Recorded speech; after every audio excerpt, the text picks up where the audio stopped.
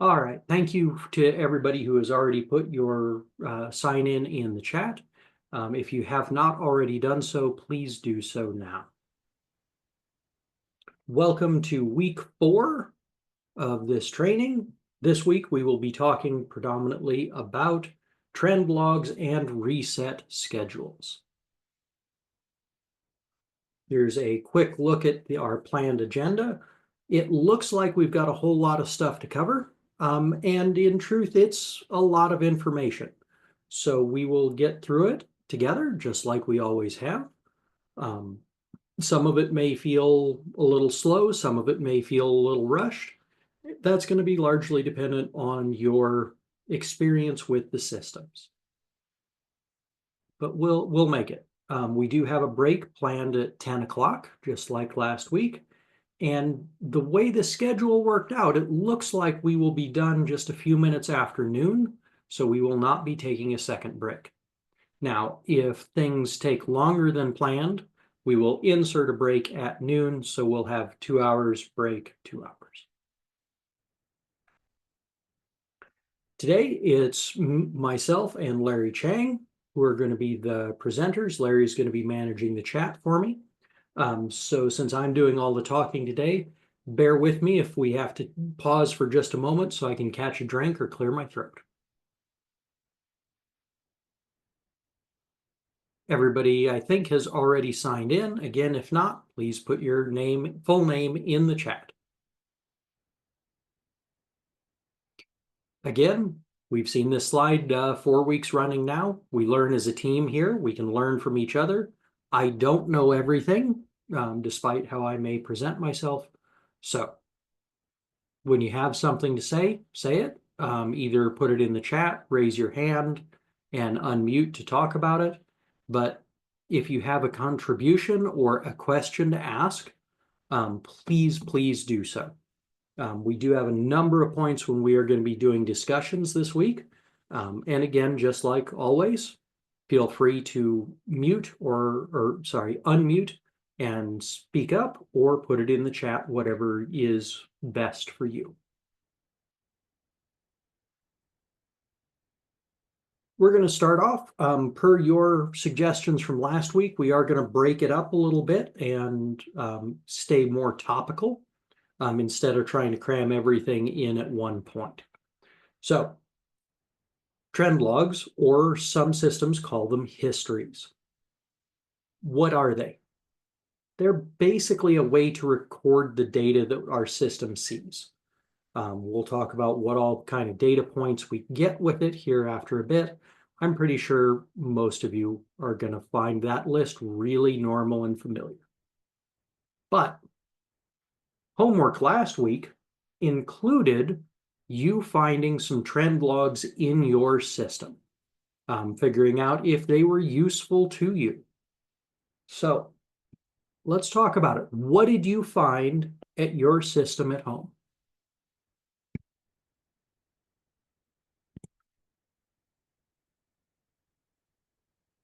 Who wants to start us off?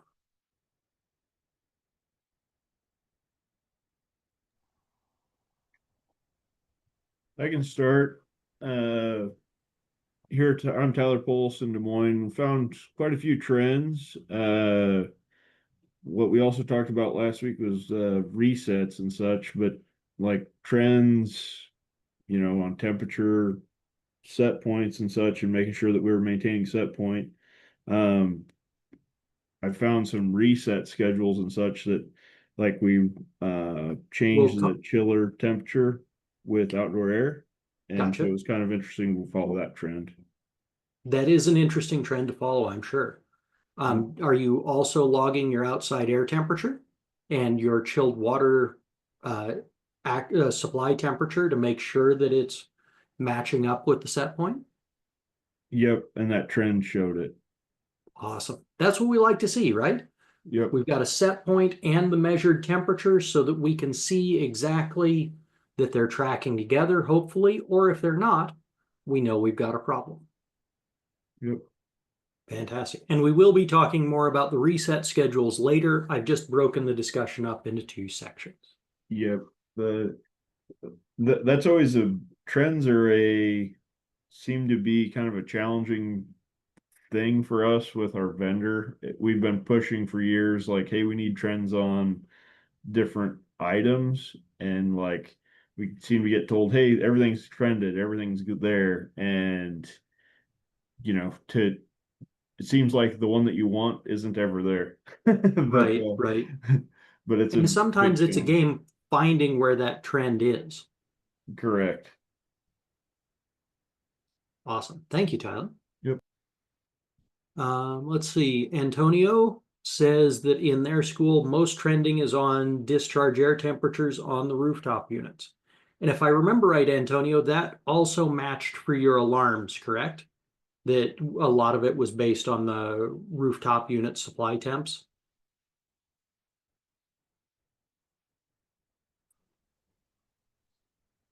Give me a second. Yes, that would be accurate. Like most of our focus is on the discharge air temperature, whether it's alarms or trending. I think the trade-off, like some of our BAS systems are dated, and you fall into this situation where the more trending, the it's challenging for some of those engines to keep up. So I know in certain cases when we add a lot of trending and the frequency, the interval of trending also plays a big role. You start eating away at a CPU, for example, utilization, and it can have unintended consequences as well. Absolutely true, especially with those older systems. We were significantly more limited in what we could do. Sometimes it was a limitation of the processing power of the controller. Or in many cases, it was also a limitation on the storage ability of that system, whether it's local in that controller at, in your case, the rooftop unit level, or at the building controller level. It really depended on what system was installed and how it was set up as to where those trend logs got stored. And not all the earlier DDC systems had the ability to do backups of those trend logs to a server or something like that, or at least not to do it automatically. So definitely a challenge with older systems. Let's see. Adam Schultz says had to review sensor trends because of an increase in temperature and humidity. It's too hot. I love it. We had a trouble call, and one of the places you went to find it was the trend logs, so that you could see the history of what was going on in the space, see if it was a longer term problem, or if there even was a significant change, or if it was just the person on that day. That definitely happens too. Who else? Hi, Gene here. I Morning, Gene. I noticed that. Yep. Good morning. I noticed that once again, kind of riding on the backs of some of the folks that have already made comments, but there's not a trend on everything. So the trend data is on our zone temperature, discharge temperature, um, items, more input information that we see, as well as it seems to only be about 48 hours at the most of trend data at 30-minute increments for our systems. So, Wow, that's incredibly limiting. yeah, yes, Both the length of the total log and that interval time period. A lot can happen in our systems in 30 minutes. So yeah, that's a yeah. do you know if it's a limitation within your system or how it was originally set up, or any idea why it is the way it is? Not exactly sure. I have created trends it's a heck of a lot easier creating trends in the old Metasys system, the launcher, or with STMP, or I can't remember what it's called. Instead of comparing it to the MUI version, it seems to be quite difficult to create a trend as easy as it was back with the old version. So um, I I don't know why. Whenever I create a trend, I just kind of use the standard default and next my way through the procedure. So I'm not Yep. sure exactly why it's 48 hours. Yeah, that is I can theorize about that. And we will get into that a little bit. I've worked with a number of systems, and most of them share a lot of the same basic settings. So we'll get into some of the discussion about that, and I don't know if it'll help you with your specific problem, but it may help you figure out how to ask those questions of your contractors so that you can get past the issue. Yeah, the really good thing about the trend data, I mean, when we have it, and that's a problem. Usually you're trying to troubleshoot something or help the HVAC technician with within the space, try to troubleshoot, and then there's no trend data. But if we don't have a system that we have building automation systems at most of our schools, but when we don't, we just we use a logger, Hobo logger. I don't know if we're going to be talking about that. We will. Yep, that that is definitely a more creative process by setting things up and the amount of data you can build from the space that you're logging. So anyway, thank Very you. nice. All right, Damien says it seems like, found some trend logs with their freezers. And if I remember right, that was one of the things, Damien, that you also had alarms on, or mentioned having alarms on last week. If you could unmute or put more in the chat to give us a little bit more of an idea what's going on, we'd like to hear it. Yeah, so I mean, people just kept stuffing things into our walk-in freezer until the point where it was just starting to get erratic. It was just de-icing the coils more and more throughout the day, 3 or 4 times a day versus twice a day.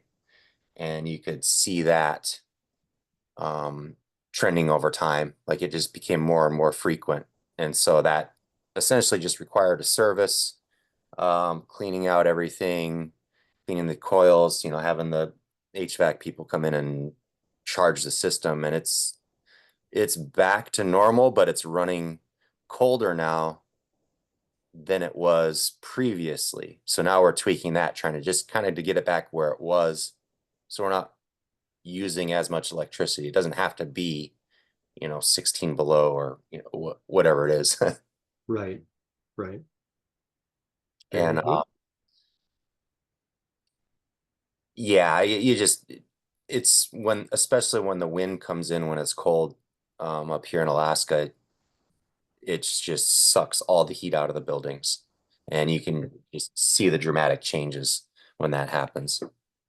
Absolutely. That's was one of the things that I always really enjoyed about going through the trend logs, and you could absolutely see the building's reaction to outside conditions. And the older the building, or the worse the construction of the building was, the more impact it would have, especially on windy days. Yeah, and when you're writing reports or trying to explain to people, it just those trend lines are very valuable. I really enjoy just looking at graphs. Nothing wrong with that. Nothing wrong with that. And you're absolutely right. Trend logs can be a really useful reporting tool. So I'm glad, it seems like everybody is having good results from their trend logs, and I'm glad to hear that so many people are using them, are going to look at them for one. And it sounds like a lot of you are also using them for troubleshooting purposes, which is one of the most useful things we can do with trend logs.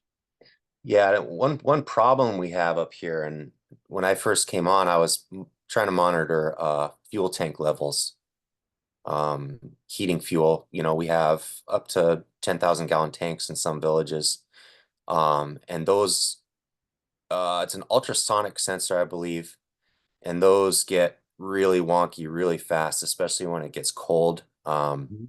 It's more of like the sensors fogging up or something. We don't really, you know, it's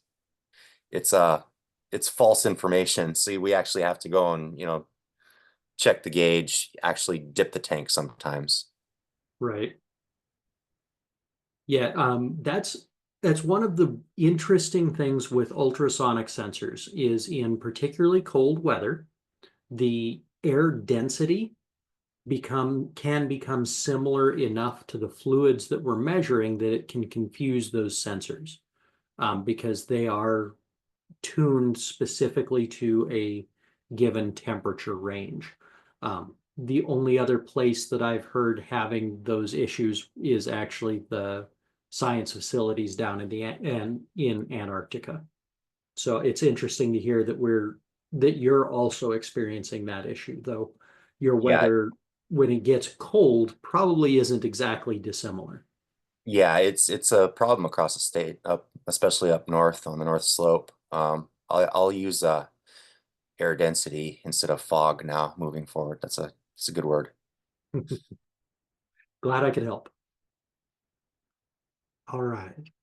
Antonio's mentioned a couple of things in regards to what they've done as a result of their trend logs, finding too tight of a deadband between heating and cooling on certain units, and choosing to lock it in so that it doesn't get improperly adjusted, shall we say, and we don't jump directly from a cooling to a heating situation and then back to cooling again. Definitely a good solution there. Also mentions the ability to download trend logs, which is a capability that I've seen in every system I've worked with, is there is some way to get the trend logs out.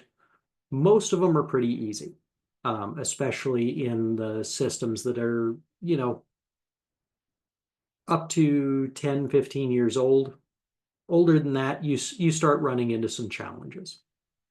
But yeah, downloading those logs so that you can put them into Excel or whatever your favorite spreadsheet program is, so that you can manipulate the data to better display and understand it.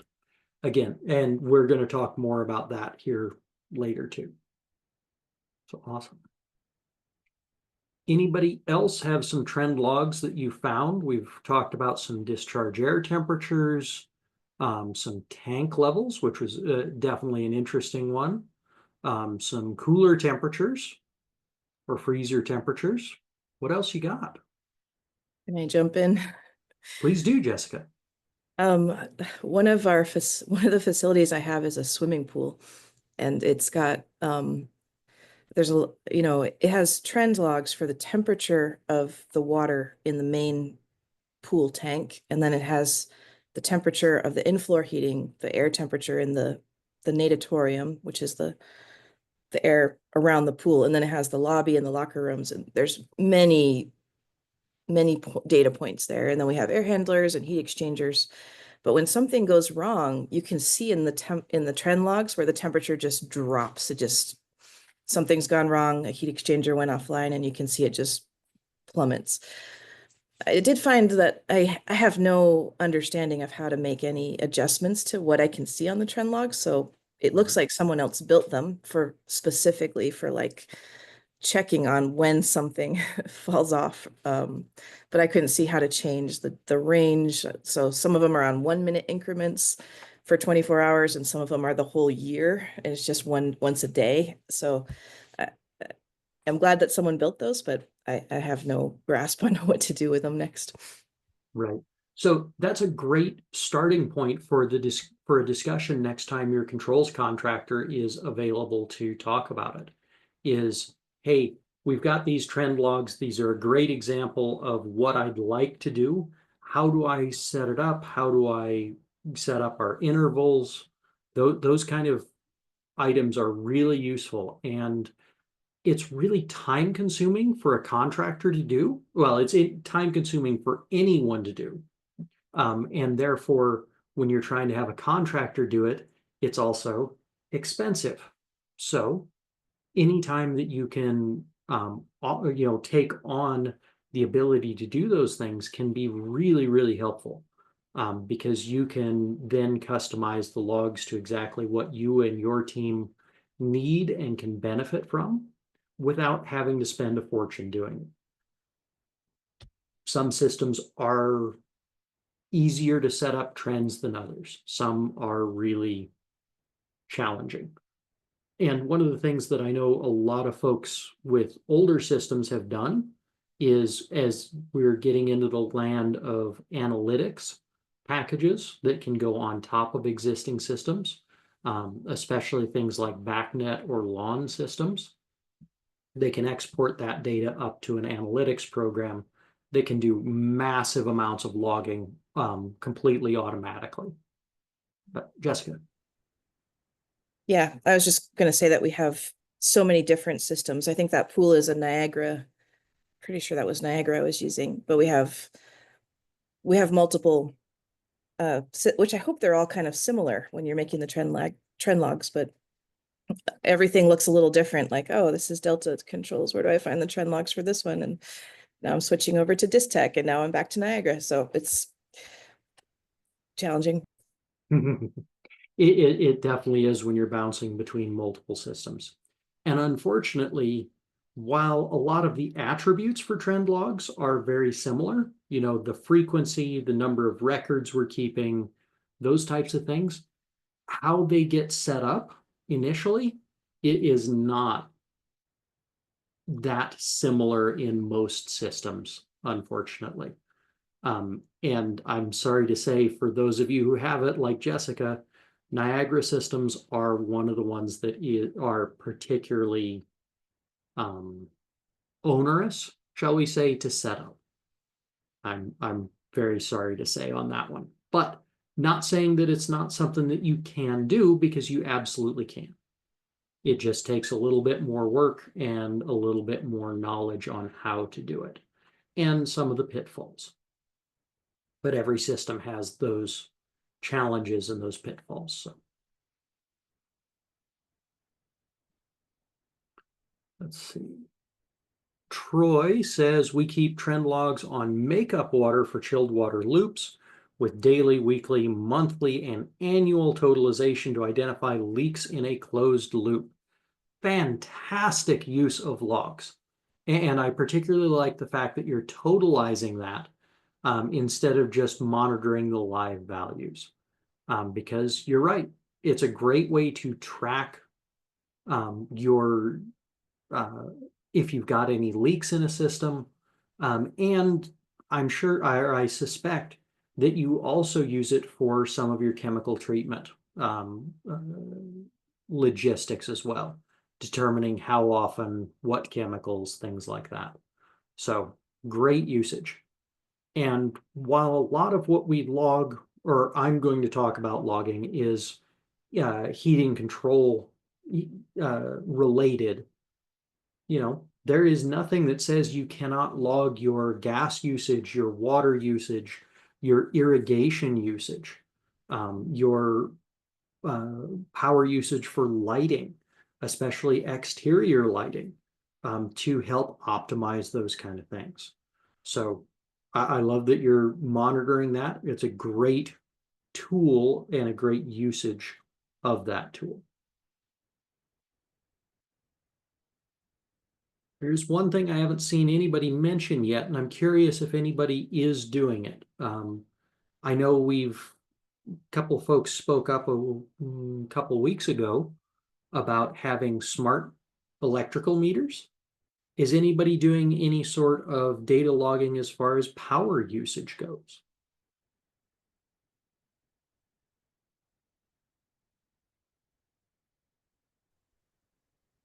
I have Shark meters in place and a Schneider Electric BACnet compatible unit at one of the new schools. Fantastic. And are you doing anything with that data logging, Adam?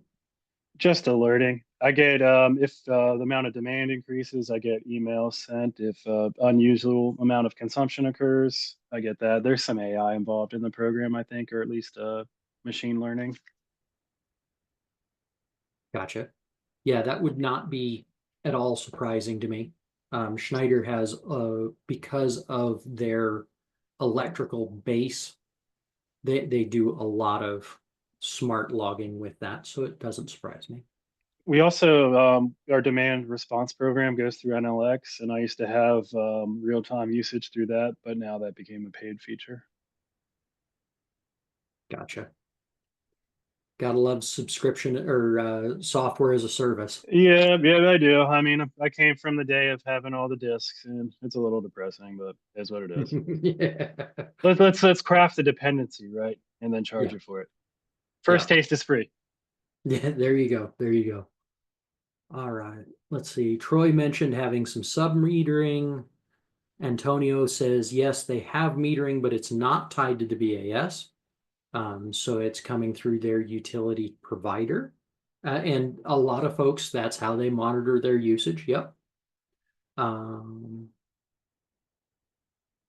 Troy wants to step it up so that they can do tenant billing for leases, and even enterprise areas for their kitchens. Yeah, that's definitely a usage item for sub-metering.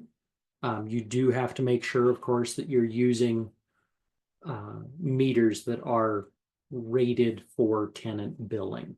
You got to calibrate them every so often, and I'm not saying it's not worth the effort, but it's a whole additional challenge. And for those of you who do have especially live data out of your smart meters and sub-metering systems, one of the things that you can do that I at least found particularly useful when I was managing the systems is I actually used it at the power usage as a troubleshooting tool. I found a couple of very significant old semi-hermetic compressors that were actually short cycling. And because you could, just watching the power logs for one building, I could just see something kept turning on and off on a very short interval period, because you could see the initial spike and then it would plateau and then it would just suddenly drop off. And these two compressors were like 50-ton compressors, so they really were drawing a lot of power. But even with smaller compressors on something like rooftop units, you can still see that happening because, you know, compressors in particular, and anything that has a larger motor that's just on and off cycling, you can really catch a lot of that information from. Also, if you're pulling data directly off of a communication bus from your variable frequency drives, or using one of the frequency drives outputs, you can monitor power that way as well on most drives now, and have been able to for a long time.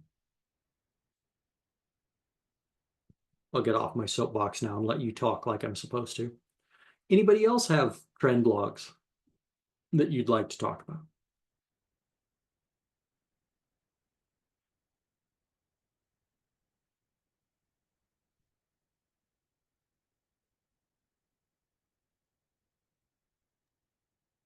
All right.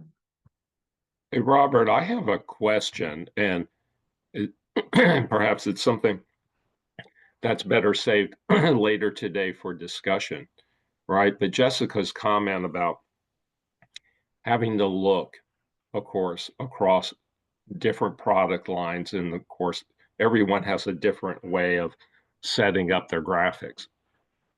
True. Right? But I think it might be useful to talk about some platforms that unify the data across different systems, so you can begin to kind of standardize how you prefer to see things. Like, you know, whether it might be SkySpark or something like that. So I'll just leave that as food for thought. Gotcha. I will work that into the conversation later. Thank you for mentioning it though, Larry, because I good. will emphasize it a little further because I think there are, like Jessica, there are a number of folks here that can benefit from that information. And it's also the way the industry is going. So whether you think it's going to be useful or not, it's probably going to end up in your lap soon. Right.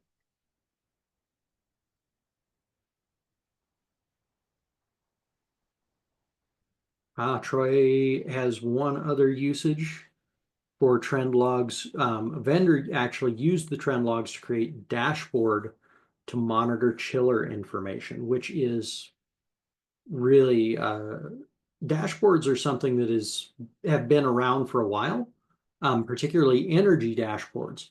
But we are starting to see or have seen their usage more frequently in our own systems. We're kind of used to more of a graphic usually in our BAS, but yeah, not always. Sometimes just the basic information is all we need. I always liked that as a first landing page for a given building. Just give me the data on the critical systems. What's my chiller doing, boilers, air handlers. Just a quick, hey, how's it going? 30,000 foot view.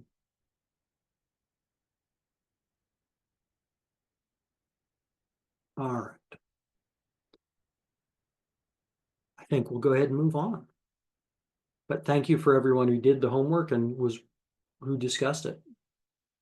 I'm really glad to see the usage that we're getting out of trend logs, because historically one of the challenges was we're logging all this data but just not using it for anything. So like I said before, some systems call these by different names. Some will call them trends, some will call them logs, some will call them trend logs.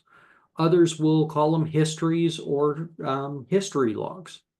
Really depends on the manufacturer of the system, what terminology they like to use.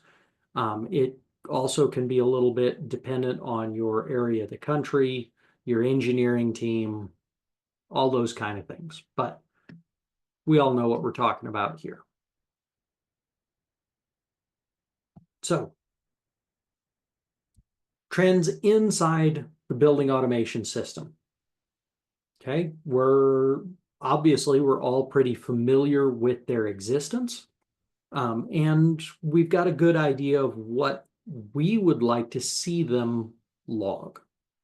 But obviously some of our basic uses logging are, and again, this is going to be dependent on the age of your system, what its capabilities are, and what the initial setup was by the contractor. That, like so many things, that initial setup can heavily influence the functionality of your system to you. But most of the time anymore, we like to see all of our inputs logged, right? So that we can see our temperatures, our statuses for those cycle on, cycle off systems. Carbon dioxide, if we're monitoring that in our building, which I suspect, especially in schools, most are now. We like to monitor and log our outputs so that we know what we're telling our system to do, so that we can monitor our VFD speed, for example, so that we know that we're telling it, hey, 85%. And if we just see that big flat line at the top, we know, hey, something's going on. We got to go look at it, right? Because those should be variable in most cases. Valve positions, damper positions, all those kind of things. We can log analog data, we can log digital data, and depending on your system, really dictates how that information gets logged. We'll talk about our attributes of data logging or trend logging here in a little bit, but So we'll talk about that a little further. Another thing that we like to monitor in our BAS is our set points. You know, we talked about it right at the beginning. Logging your measured temperature or measured value versus the set point for it, so that we can compare. Are they far apart? Are they close together and staying close together? Or are we overshooting or undershooting really bad? It can really give us a lot of data. And we're going to look at some examples of trend logs here after a bit as well. Trend logs is not something that we always had access to. In the earlier days of building controls, when we had pneumatic controls, and before that, when we didn't even have pneumatics, the logging was really reliant mostly on somebody going down and taking and recording measurements. And there is nothing wrong with that. Matter of fact, there are a lot of local regulations, especially when we're talking about boilers, steam boilers in particular, where that is still a required thing to do, that we're logging, checking on our water usage, checking on our pressures, making sure that everything is within safe parameters. And for us, it provides a double check with our systems. Okay. Now, as we mentioned before, it's logs within our BAS are not our only option. We can look outside the BAS. You know, back historically, again, older systems, if we had data that we really needed to log, we use chart recorders.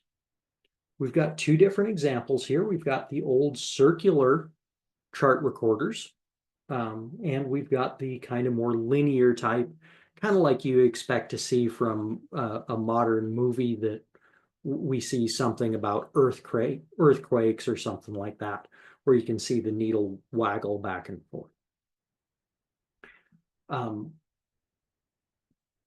they can provide really, really good and useful data because they are more of a continuous log. That is one of the common challenges with the logs that we get inside our building automation systems, is they are very periodic pieces of information, just as Jessica said. You know, sometimes it's every 1 minute, sometimes it's once a day. Okay. The older style chart recorders were continuous. So you didn't have gaps in the data. You could see what was happening within whatever resolution you had on your paper. Of course, one of the biggest challenges, especially with those circular chart recorders, was changing the paper. You had to remember, if it's a 24-hour chart recorder or a 7-day chart recorder, whatever it's set up for, you had to remember to go and change the paper, right? And I'm not saying that these are not still used, because they absolutely are, especially in highly regulated industries like pharmaceuticals. They still use chart recorders very, very frequently. So it's still technology that's out there. You can see this particular example has a digital readout of our temperature as well as the chart recording. Okay. And if any of you have ever seen these and seen one that they didn't change the paper on, you know exactly what a challenge that is to read it. It becomes almost useless. Linear recorders, you didn't have to change the paper as often because it was a roll, and it didn't get reused. It just kind of built up like the old track style printer print-offs, for anybody who remembers those. But we also have digital loggers nowadays. We've got two examples here. One is more of a troubleshooting tool by X-Tech, and the other is the Hobo Data Logger which was mentioned earlier. And if Ted were here, he'd be smiling because that's one of his personal favorites. Okay. They come in all kinds of varieties. We can log temperature, pressure, humidity, power. The digital ones really can be very versatile. And most of them nowadays can log nearly continuous data, very short intervals between our data recordings for very significant amounts of time. Because, data storage has gotten so small and so cheap anymore that it's almost a non-issue for most systems. Now, why would we want these external sources of data logging? Anybody got any ideas why?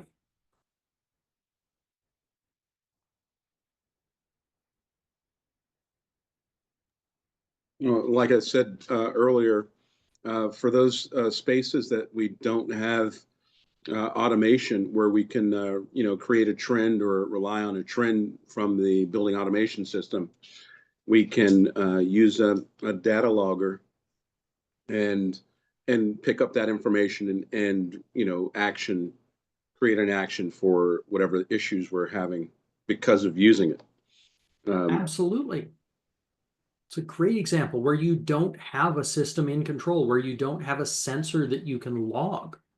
That's a great example of a good use of external data loggers. Okay.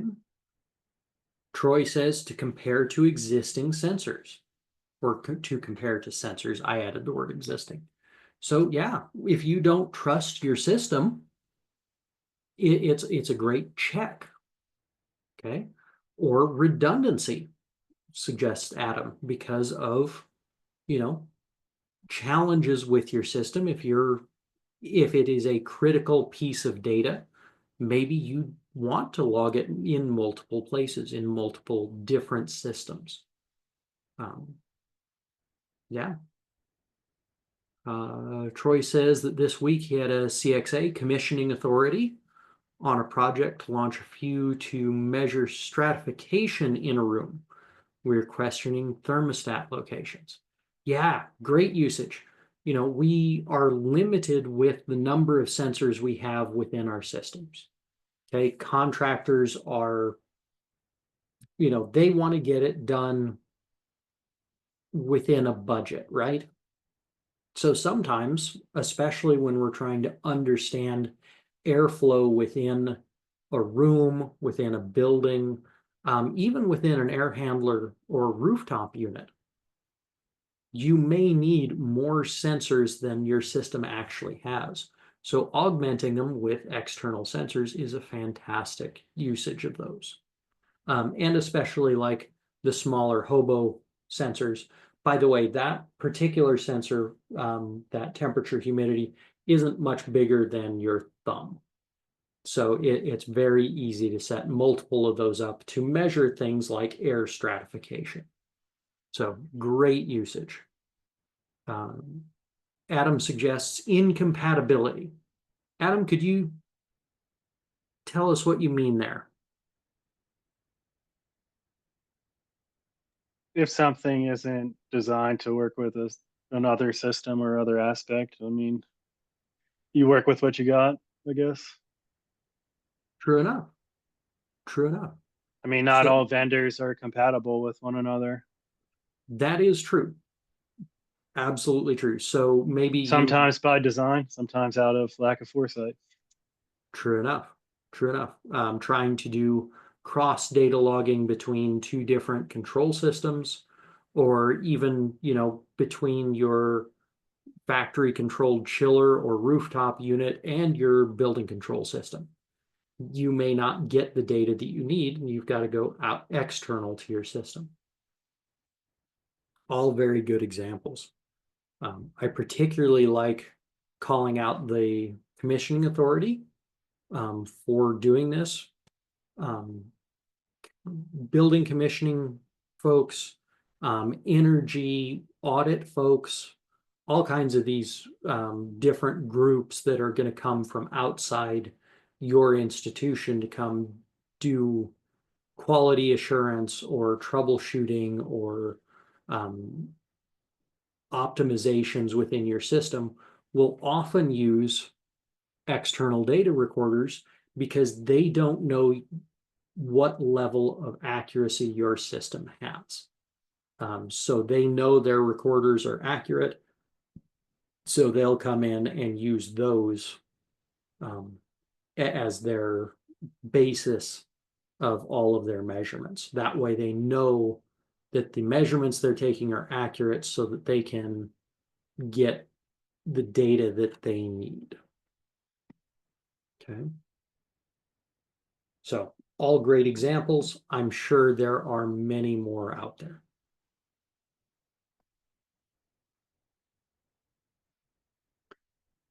So the question for you, everything we've talked about, we've talked about the impact on energy usage.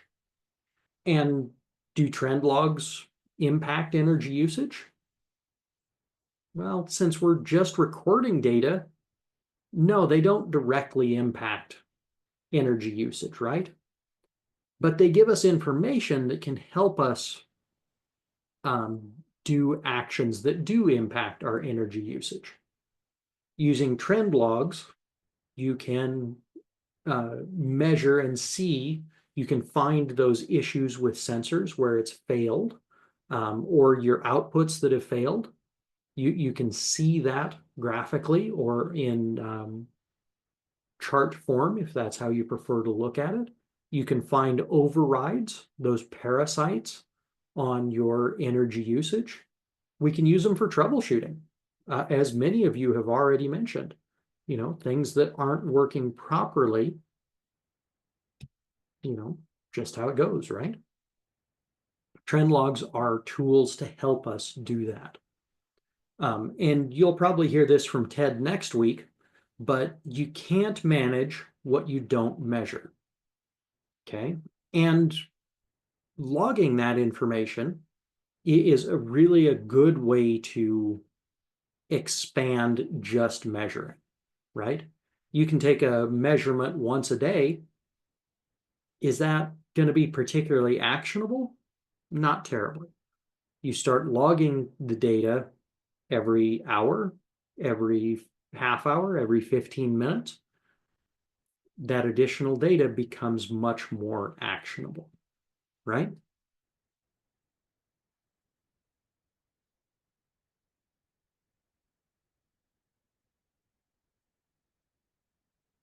All right. So, attributes of trend logs. Okay. Oh, I feel like I missed a slide. Oh well. Trend logs are just like any other part of our system. I personally think they're most like alarms than anything else. They have to be set up in a certain way for them to be useful. Okay.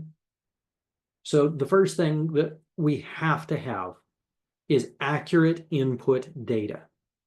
If your data isn't accurate, then the recordings are going to be misleading at best and potentially useless otherwise.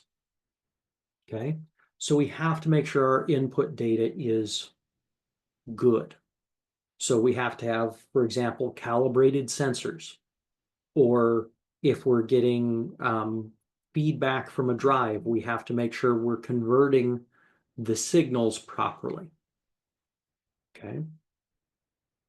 And just a verbiage item. Okay. Does everybody know the difference between accuracy and precision?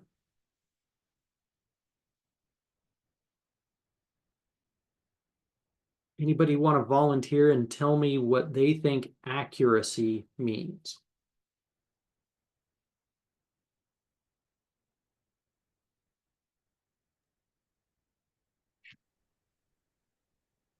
how valid a reading is versus how granular?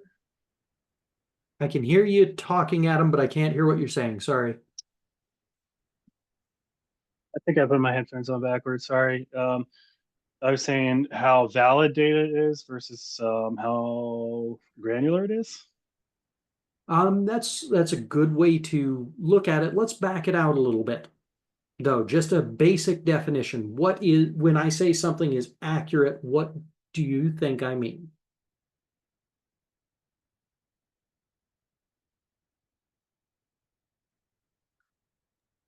True to form. Correct or true? I like that. And Lindsay got it in the chat as well. When we talk about accuracy, we mean that it's a correct value. Okay, when we're true or false, it's a little more challenging to apply, but the words can definitely mean the same thing. So that when we are measuring the temperature of ice water, we know that if it's pure water, we know that temperature is going to be 32 degrees Fahrenheit, because that is the temperature at which we know water, H2O, melts and freezes. So if we have ice and water present, then it has to be 32 degrees. Okay, so that's accuracy. What about precision?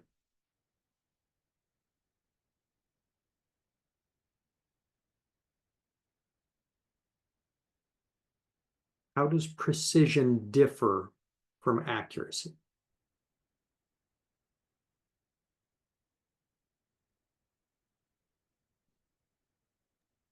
Is it associated with a machine or, you know, mechanical piece, you know, more in reference to its make quality? That's definitely one definition of precision, yes. Not the one that we're looking for here with data when we're talking about measurements and data. Tyler suggests how long it takes to get a correct result. Not really, that's a time-based one, but it's a good thing to be thinking about. How granular or how detailed, that is another definition of precision, basically how many zeros after our decimal point. Yeah, not the definition I'm looking for, but Larry does have the definition I'm looking for: consistency. Okay, one of the ways that we can demonstrate accuracy versus precision is think about a target for darts, for example. If you can throw and hit the bullseye, that's accuracy. Okay, if you have a tight grouping, if you're consistently hitting in the same area, that's precision. Okay, and they're both very important in our systems. You know, we always want to have accurate measurements because they will get us the best results. But especially in things where we are measuring sequentially, okay? Like, for example, an air handler, where we're measuring our mixed air temperature and then our discharge air temperature. We want those two sensors to be precise with each other. If they're both 1 degree off, that's acceptable on an accuracy standpoint. But because relationally they're close to each other, that's actually more important for how our system is going to control and how we're going to log that data. If one is reading 4 degrees warmer than the other one is in the same airstream, then that's a sign of a problem, right? And we might take that, especially if our supply temperature is reading 4 degrees warmer than our mixed air, we might take that as a problem. Hey, do we have a valve that's leaking by on our hot water coil? Something like that.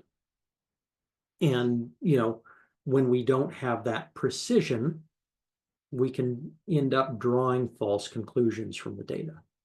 So both being accurate and precise in our systems is particularly helpful.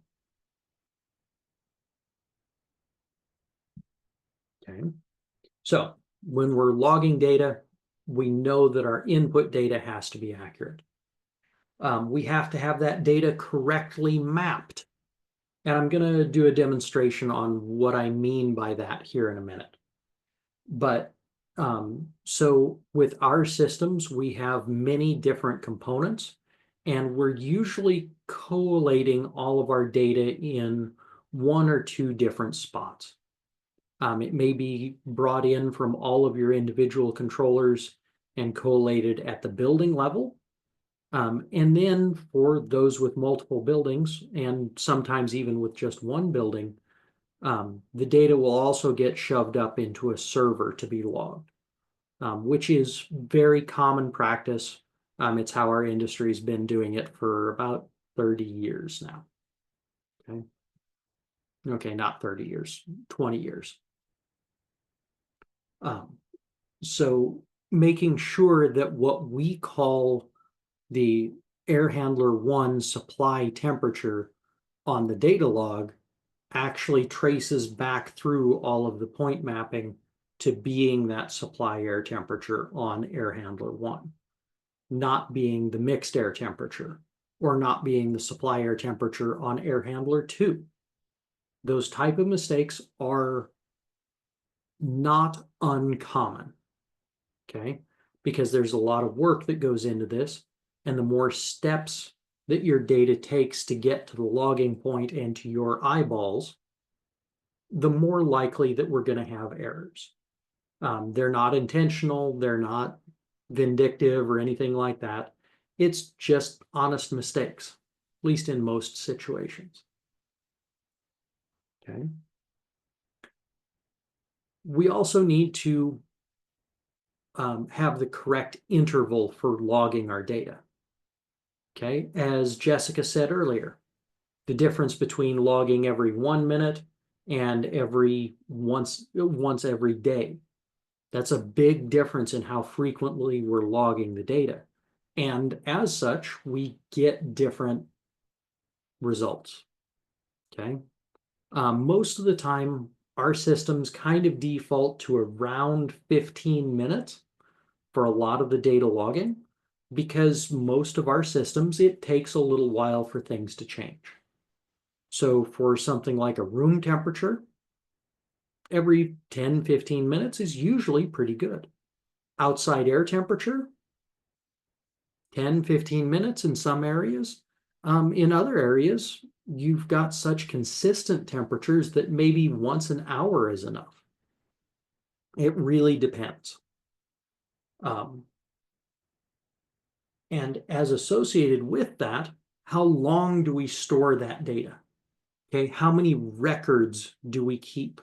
And that's usually how most of our systems define it, is the number of records that we have. Okay, so if your system keeps 500 records, that can be a very different result depending on how frequently your data is logged. If you're logging once a day, 500 records gives you a whole lot of data, right? But if you're logging every 1 minute, that's a lot less data, right? That's what, down around a little over 8 hours worth of data. So you have to be aware of how your system is set up, how long it keeps the data. And this is really, again, a telltale between older systems and newer systems.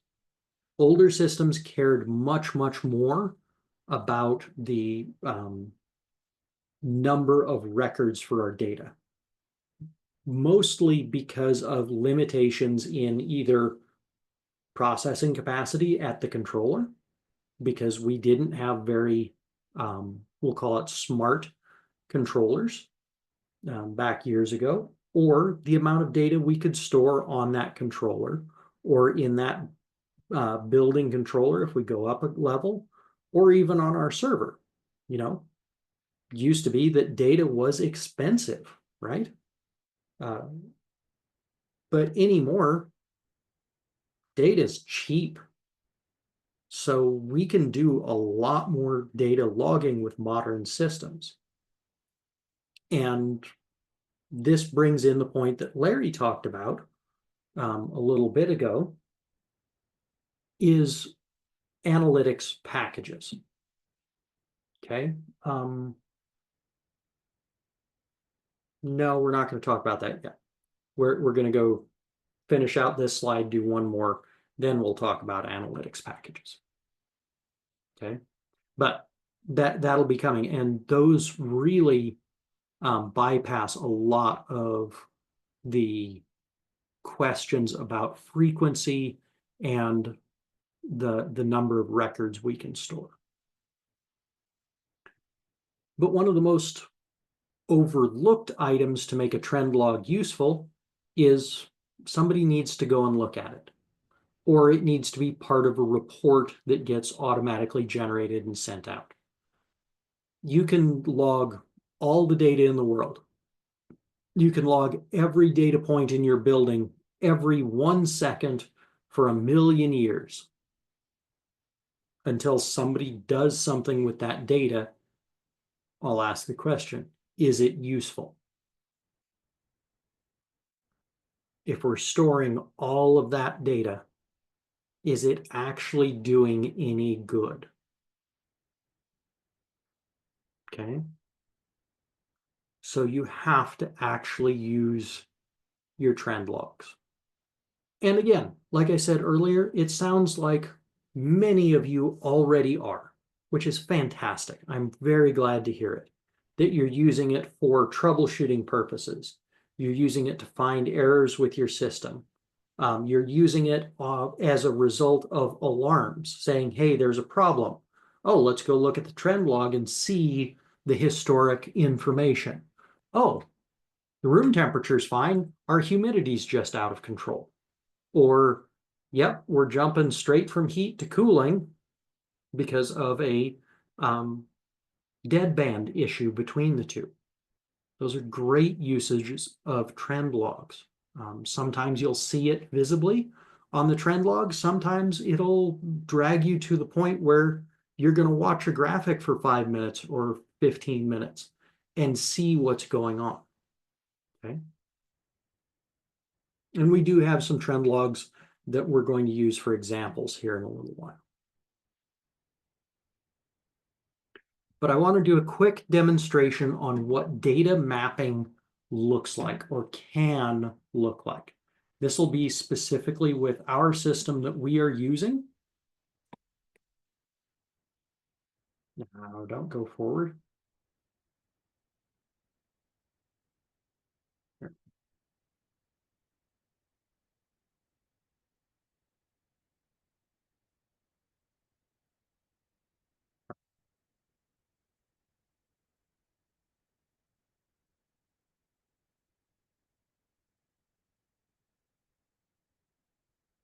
Where's my tab?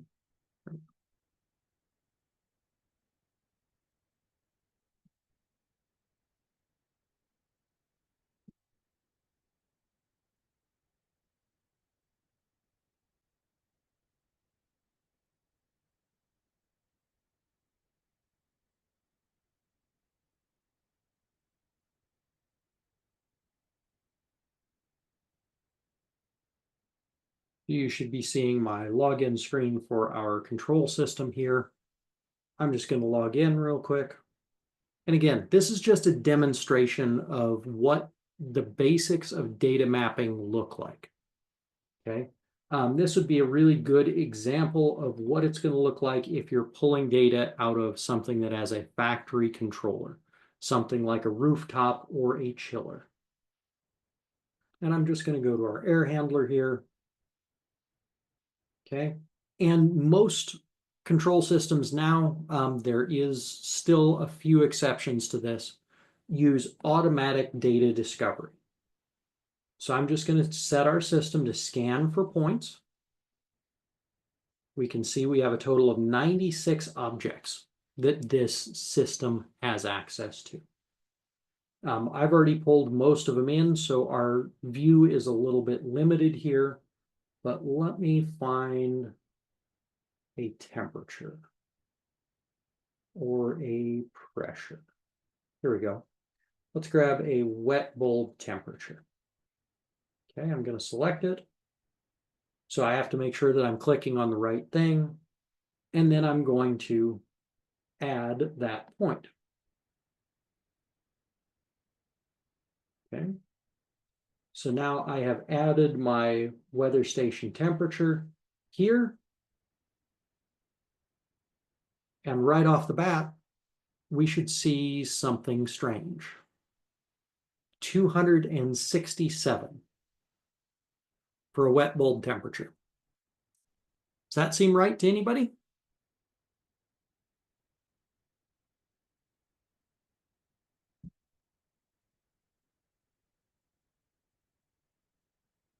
I hope not, because if it's 267 degrees wet bulb temperature, we're in trouble, right? Okay. So this is a common issue. You're typically not going to see something that wild when you bring data across, but it's definitely possible.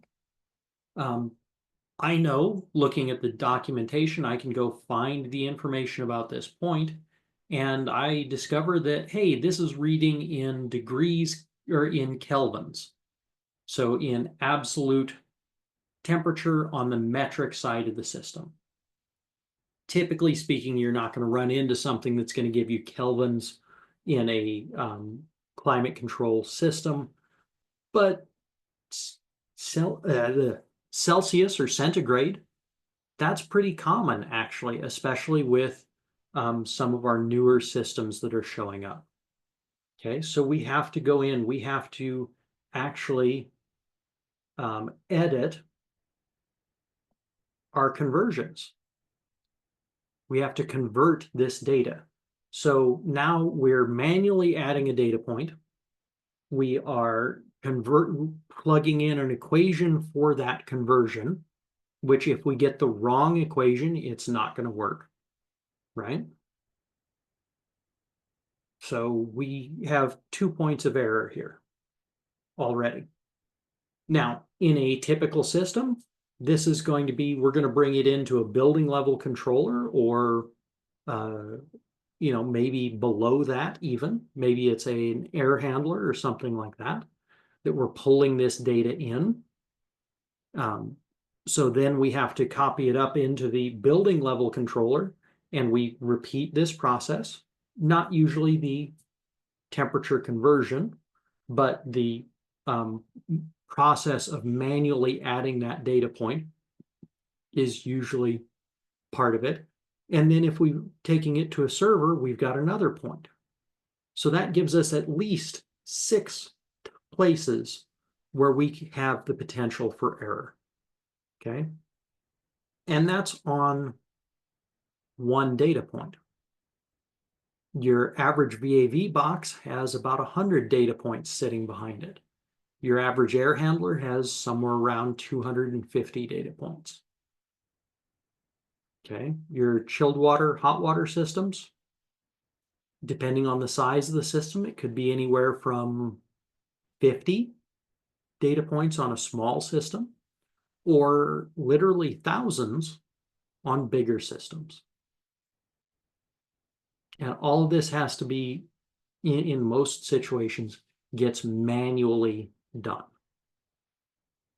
And it gets both better or worse when you can copy things. Okay, we have, let's say, a fan coil unit, somewhere around 200 data points. You set that up once, or the technician sets that up once, and then copies it down the road for every iteration you have. Okay, so if you've got 100 fan coil units and they make 2 mistakes on the first fan coil unit that they use as the template for all the others, you see where this is going. Now we have 200 issues where maybe our trend log isn't pulling accurately. Okay. Now, I don't have a slide for this next part, but as Larry mentioned earlier, we are starting to see and have been seeing for, I don't know, about 5 years now, what are commonly referred to as data analytics systems. Okay, these are systems that actually sit on top of our regular building automation system and can have graphics, they can have trend logs, they can do a lot of alarming, a lot of self-diagnostics, continuous commissioning. There's a lot of different things that they can do. Some of the bigger players in this market, most of the big controls manufacturers have packages that are made to work with their own systems. Honeywell has one, Trane has one, Schneider has one, Johnson has one, Siemens has one. Okay. So those all exist, but there are also third-party systems out there. The one that Larry mentioned is called SkySpark. It's one of the oldest packages out there. Another one of the kind of more earlier version or systems is called Clockworks. Okay. And one of the great things, or one of the very high potential items with these data analytics systems is they can pull data from all of your building automation systems.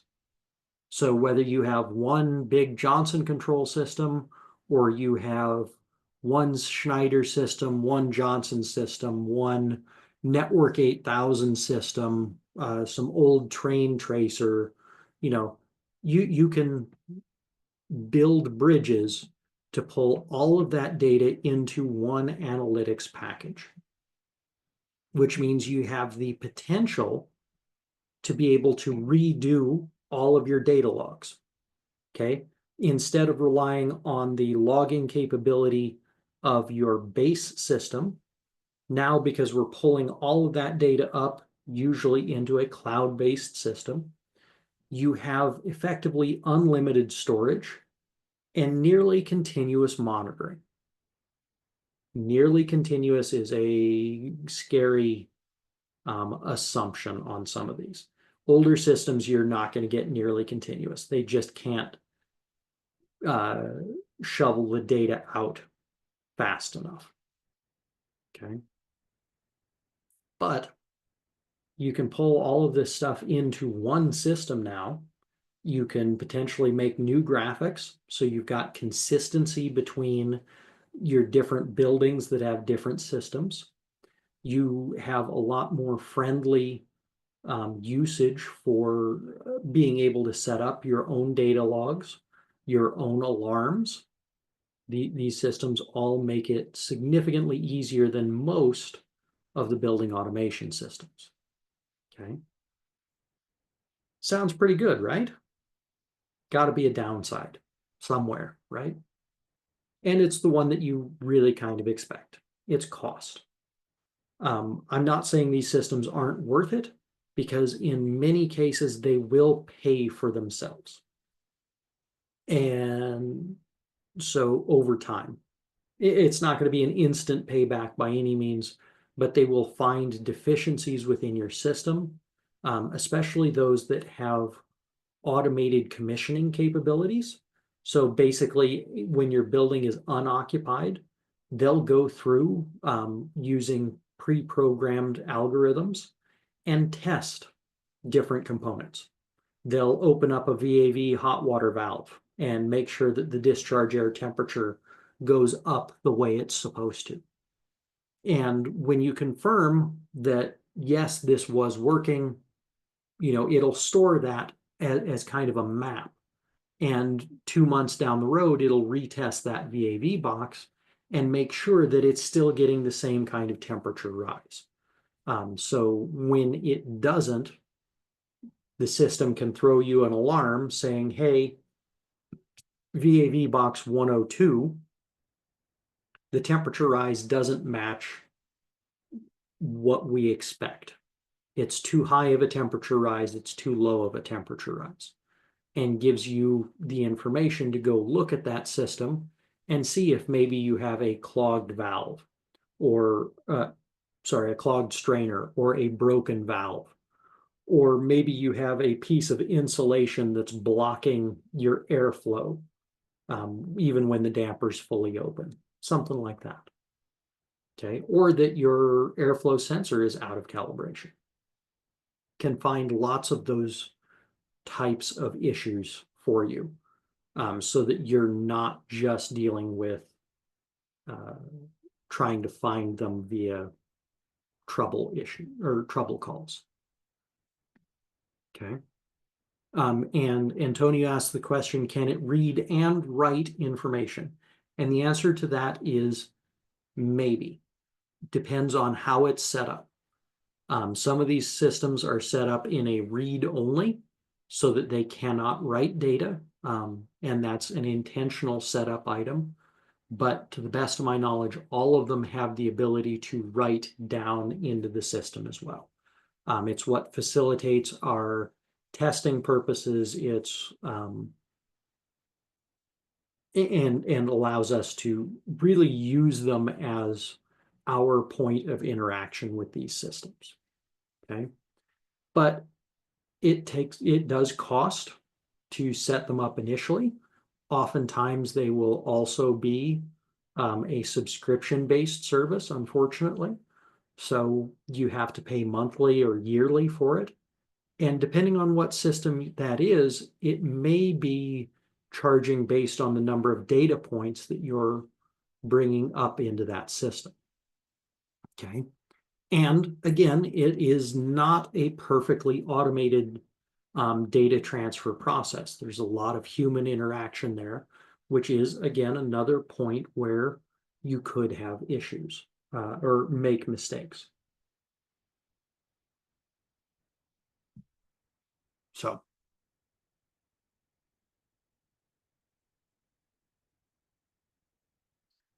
So Antonio's asked if I can put some sample systems in the chat.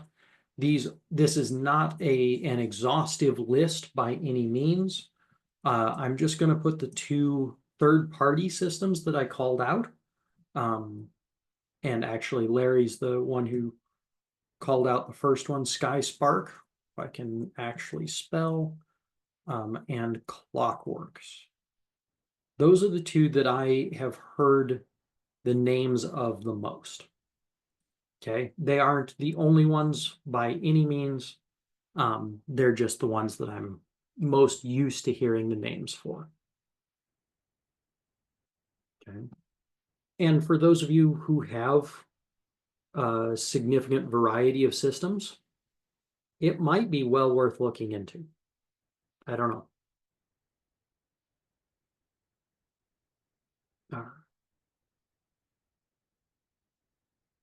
Any questions on trend logs so far?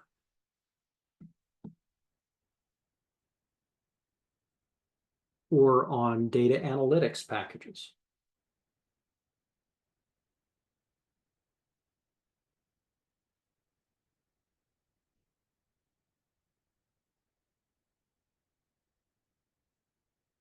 All right, well, if you think of any, just give a yell. All right, and I'm going to share my. I guess. Oh, go ahead, Tom. I guess I'll ask: is anybody using data analytics, and are there anybody finding successes with it? Because we get a lot of vendors that are trying to sell it to us, and just trying to understand if there's any of them that really stand out and do what they say they can do. That's very good questions to ask, and I'll put it out to the group. Absolutely, Tyler.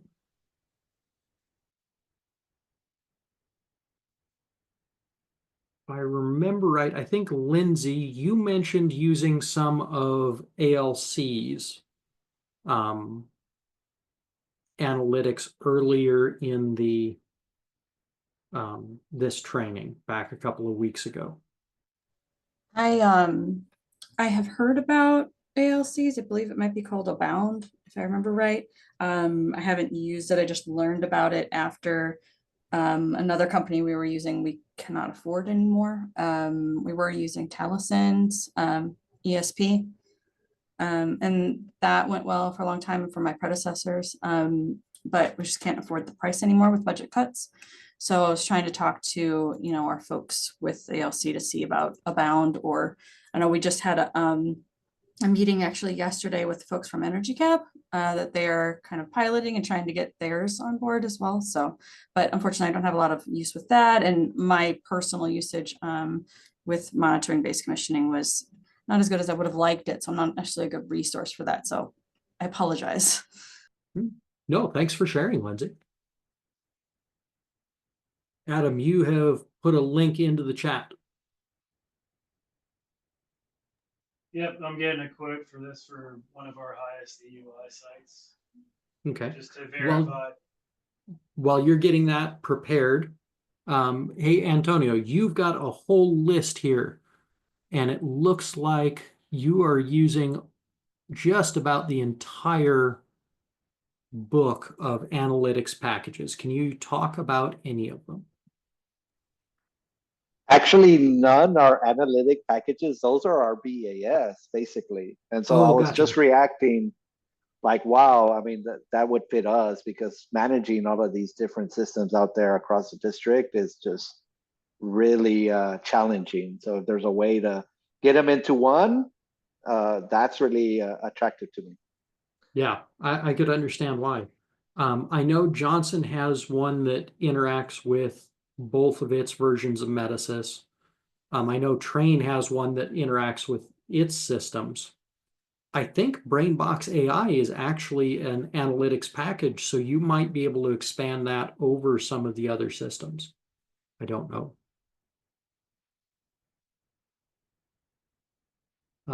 Troy has been trying Train's intelligent systems, or intelligent services, excuse me, at 6 sites. But like I mentioned before, it is subscription service per site, so kind of costly. And that's one of the downsides that I have seen to most of these, is they are ongoing costs, not just the initial setup. And if it is just the initial setup, oftentimes it is very significant initial investment. But finding good results at finding things that are failing to improve energy consumption. So that's good.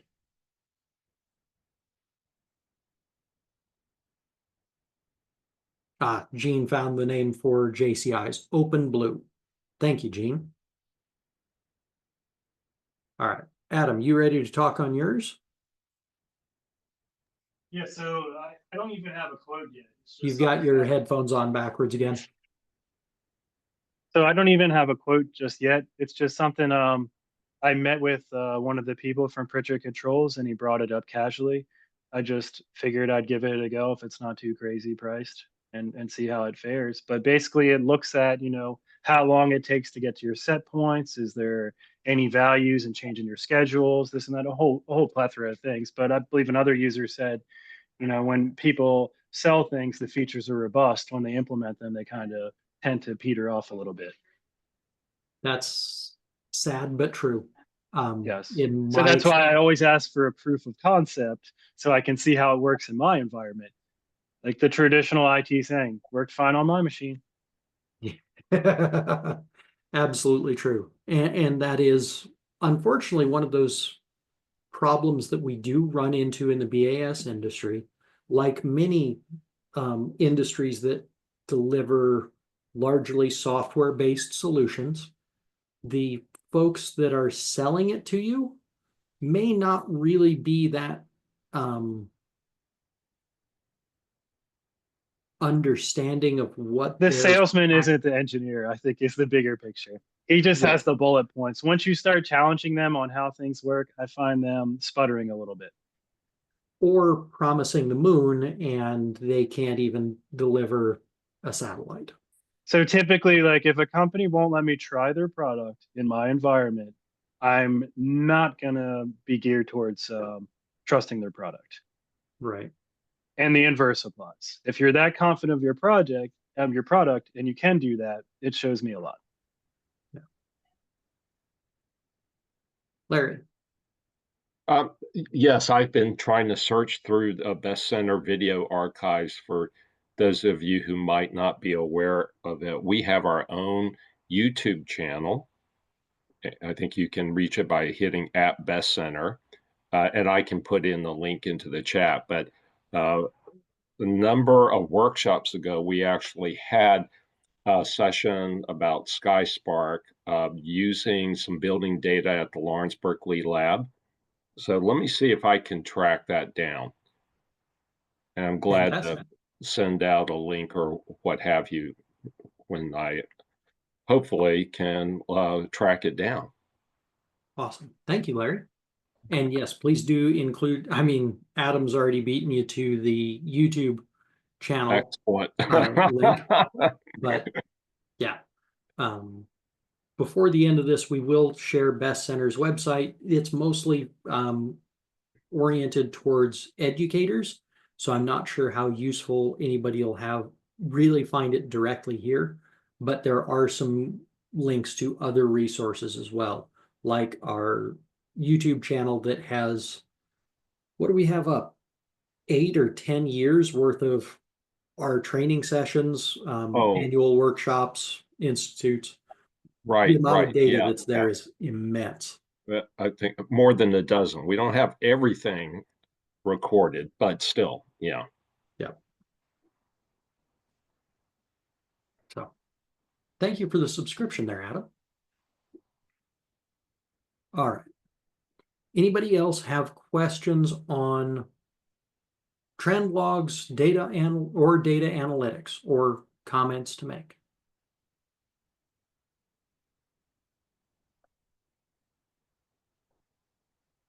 All right. We are going to go ahead and move on to our next slide. I'm going to reshare my screen here.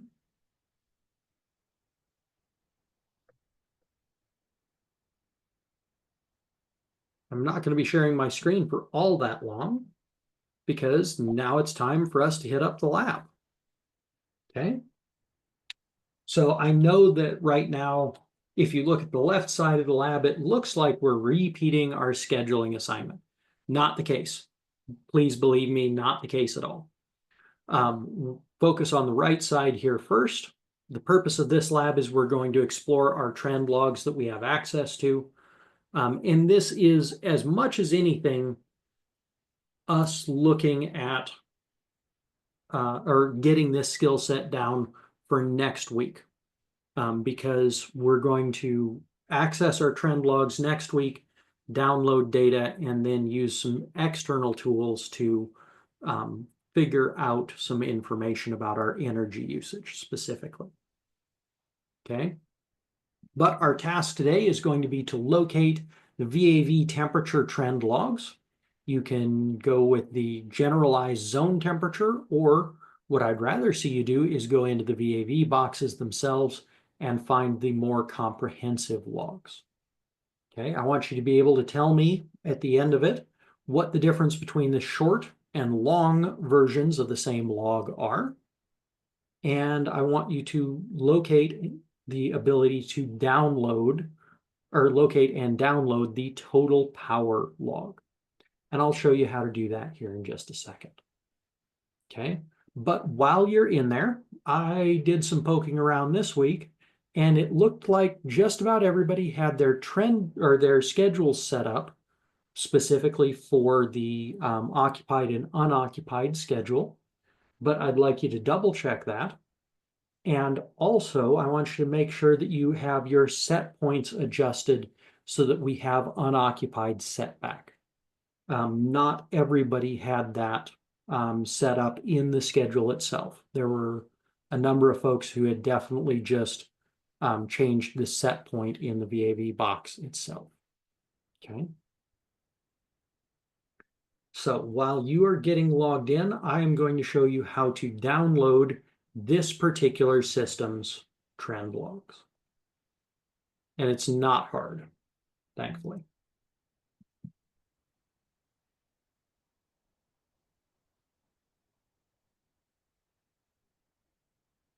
All right, so I'm just back into my system here. I'll close out this data discovery. And I'm already in my air handler. But just to remind everybody, I'll come all the way back up to the top.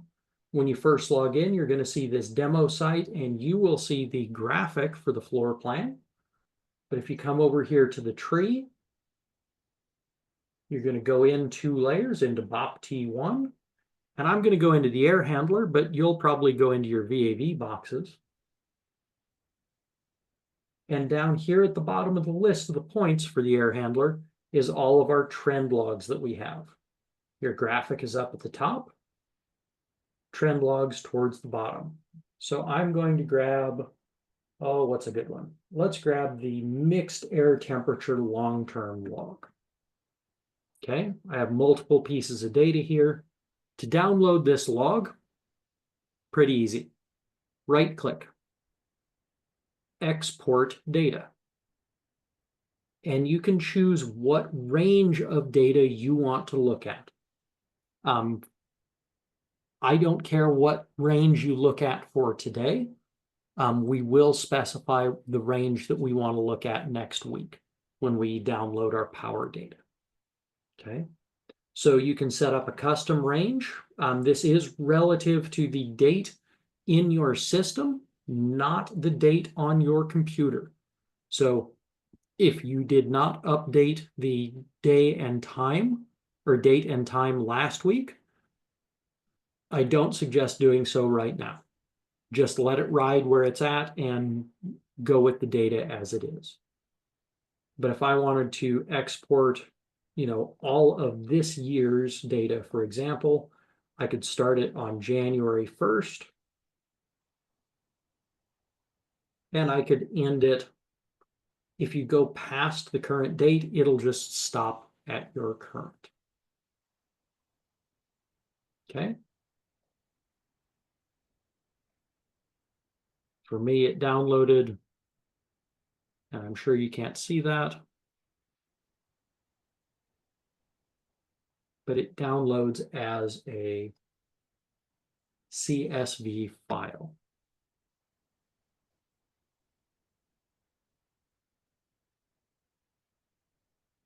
Okay. So just your regular spreadsheet. And that's how you download data from this system. Most of the other systems that I've worked with have an ability to export data in a spreadsheet format. It depends on how they're all set up as to how you do it. Most of them have a button in one of the corners of the graphic or the chart. Some of them you have to go up to a file menu type thing to export. It really depends.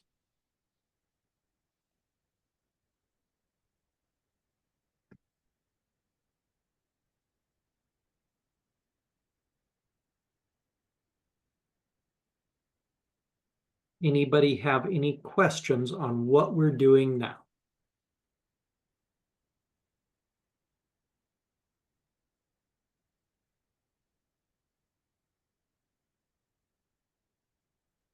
Okay. So I know some of you do not yet have links to the system. If you would raise your hand in our here in Zoom, I will get you the links.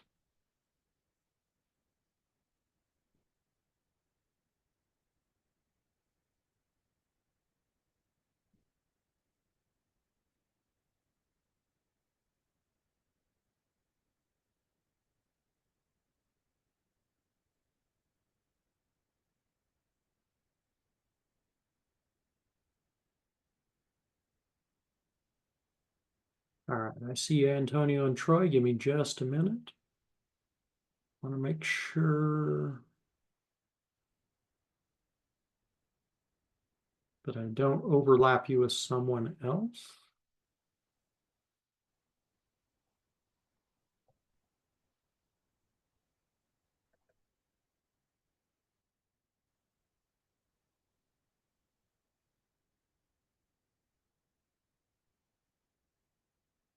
And please leave your hand up until I get you the link. But I got you covered, Antonio.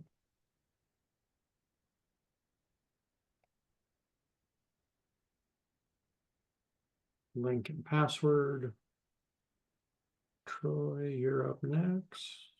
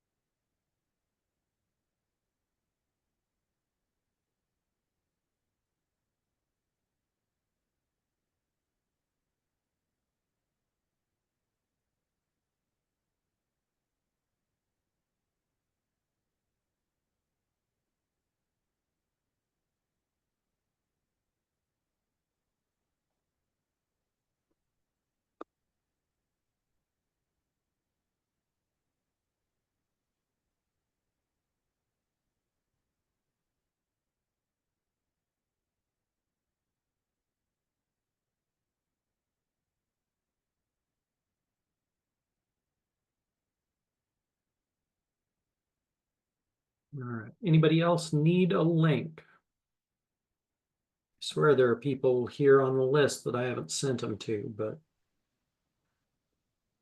it is a Friday for me too, so I could be wrong.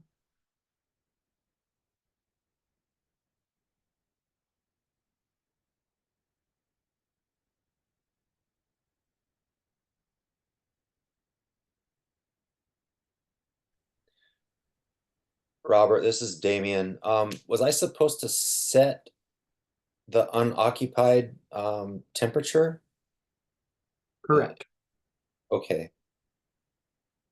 And you may choose to manipulate the occupied set point as well if you'd like. Okay, I'm looking for that. I'll look around a bit first. Okay. If you need me to show you how to do it, I'm more than happy to do so. Oh, I don't really listen to anybody. Thanks. I'll come crawling back if I have to. That's fair. Hey, one of the things that I have learned in this industry over 20 years is when I fight figuring something out tooth and nail, I learn so much more than when somebody gives me the answer. So I completely understand and respect that.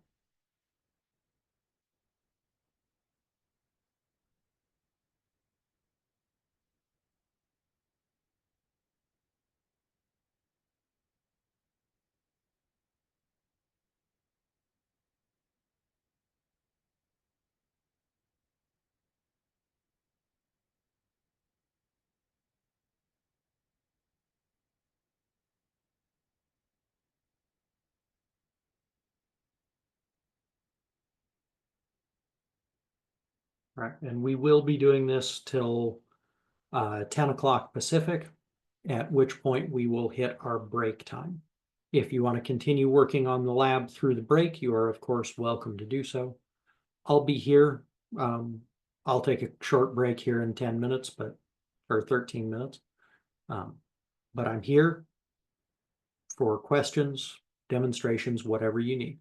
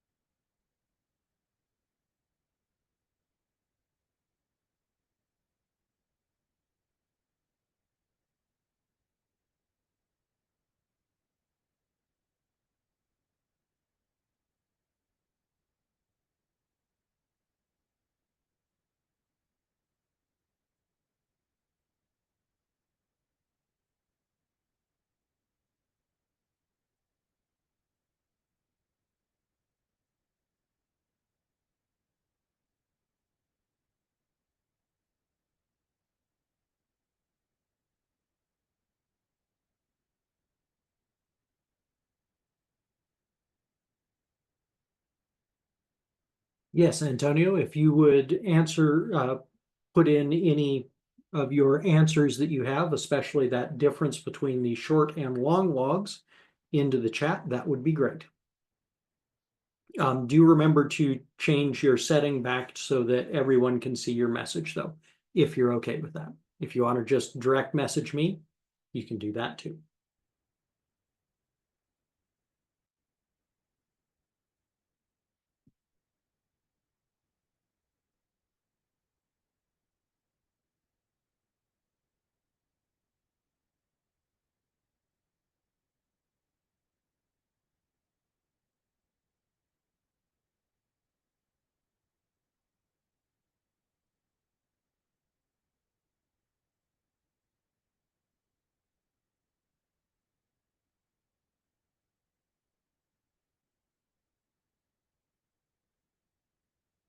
And Larry just put in the chat the video lecture we had on building data acquisition with an intro to SkySpark is in the chat. So for anybody who wants to look at that.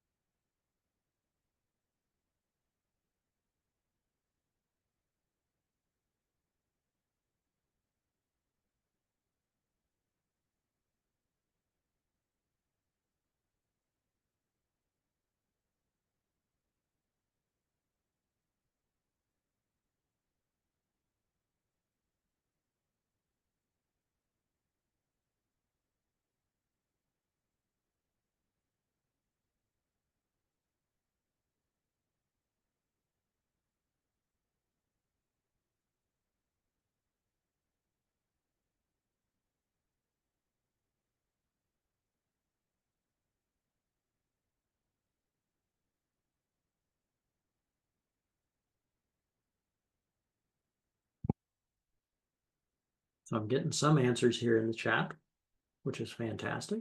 I'd like to see some more answers. I have also responded to a few folks, so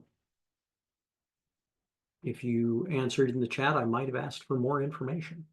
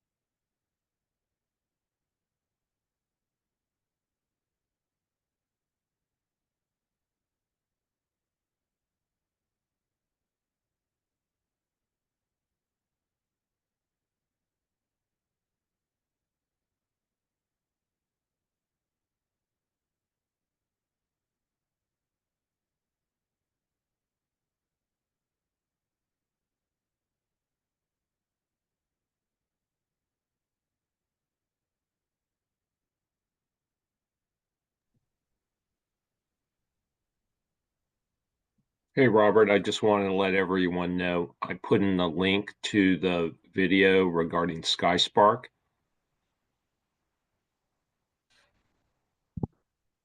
Thank you for that, Larry.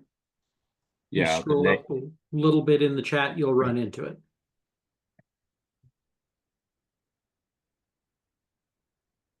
yeah, the session was called Building Data Acquisition and Interpretation. And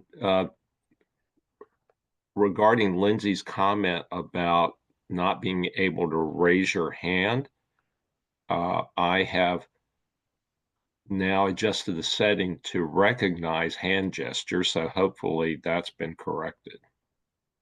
Oh, geez, I'm sorry, Lindsay, I missed your comment. Do you need a link to the system?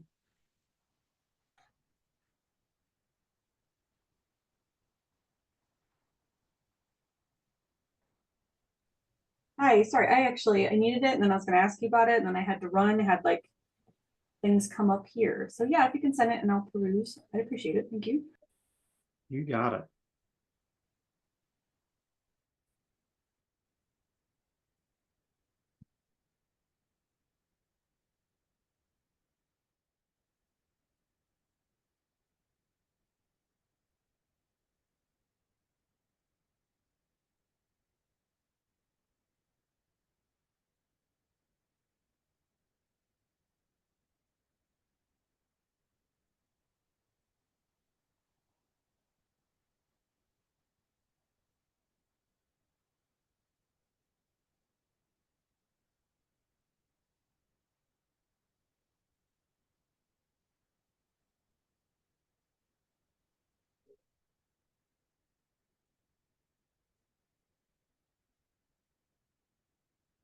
All right, Lindsay, that link is there in the chat for you.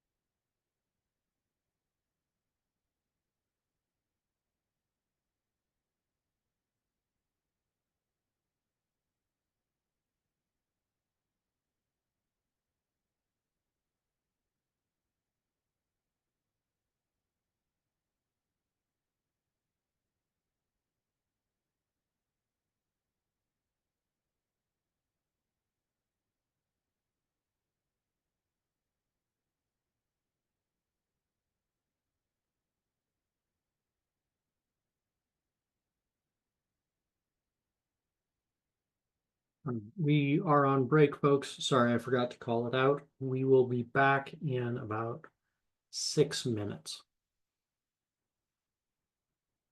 So if you've got any questions, drop them in the chat. I'll be back here in a minute or two because, yeah.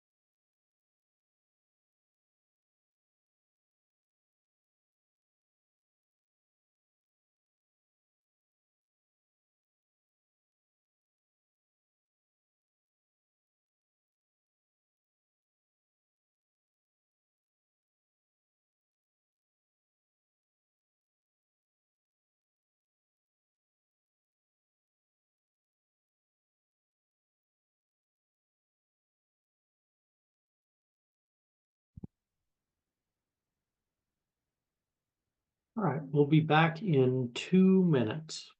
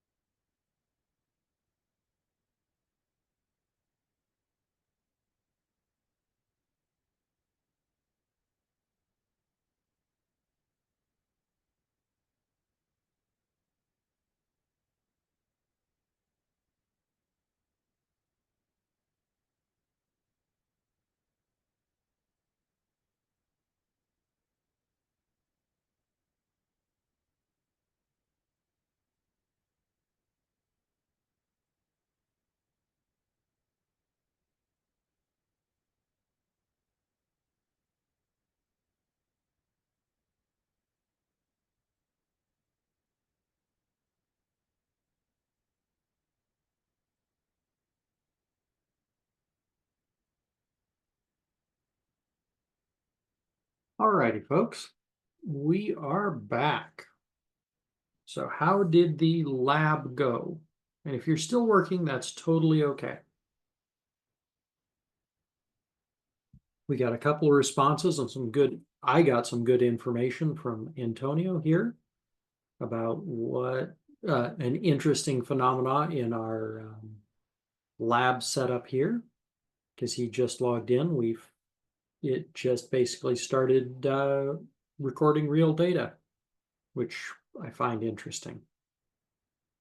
But anyway, Jessica found the answer to our question about our logs. The main difference between the short and long versions of the logs is our logging interval.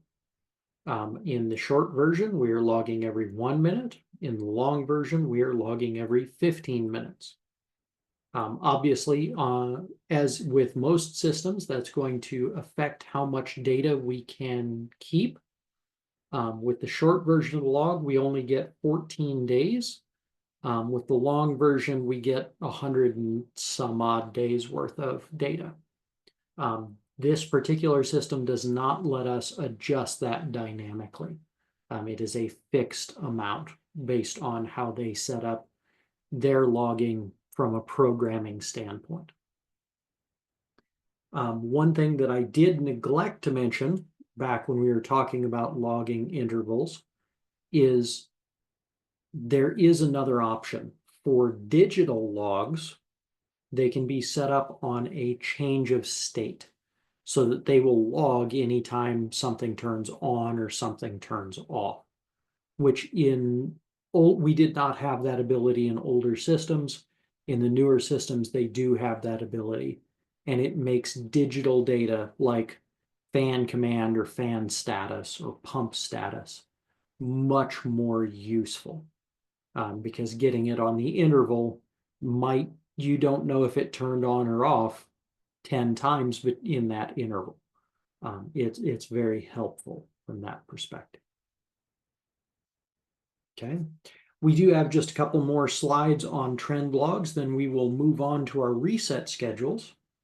But what I have now is I have some trends that I've saved over the years that I think have some really interesting data to share. So we're going to have a discussion about that. There was our 10-minute break. No, we're not getting another one. We're going to talk a little bit about trend log analysis as a discussion. And we'll use the logs that I've got here as a tool to help us do that. So this is our first piece of data, or first log. These logs, by the way, were all collected from Lawrence Berkeley National Labs, their Flex Lab, up at the top of the hill.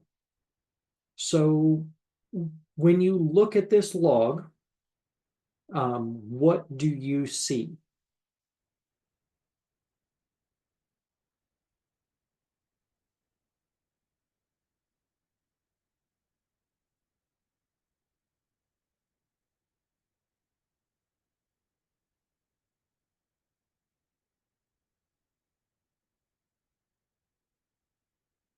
Anybody?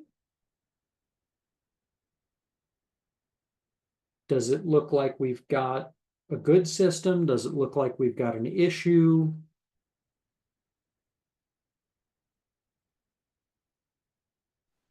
It looks like we may have a cycling issue. I'm looking at the frequency by which we're recording these pieces here. So 2 a.m. to 2:15, maybe 15-minute increments. It looks kind of like 15. If I remember right, this one was set up at 5-minute intervals, but Okay.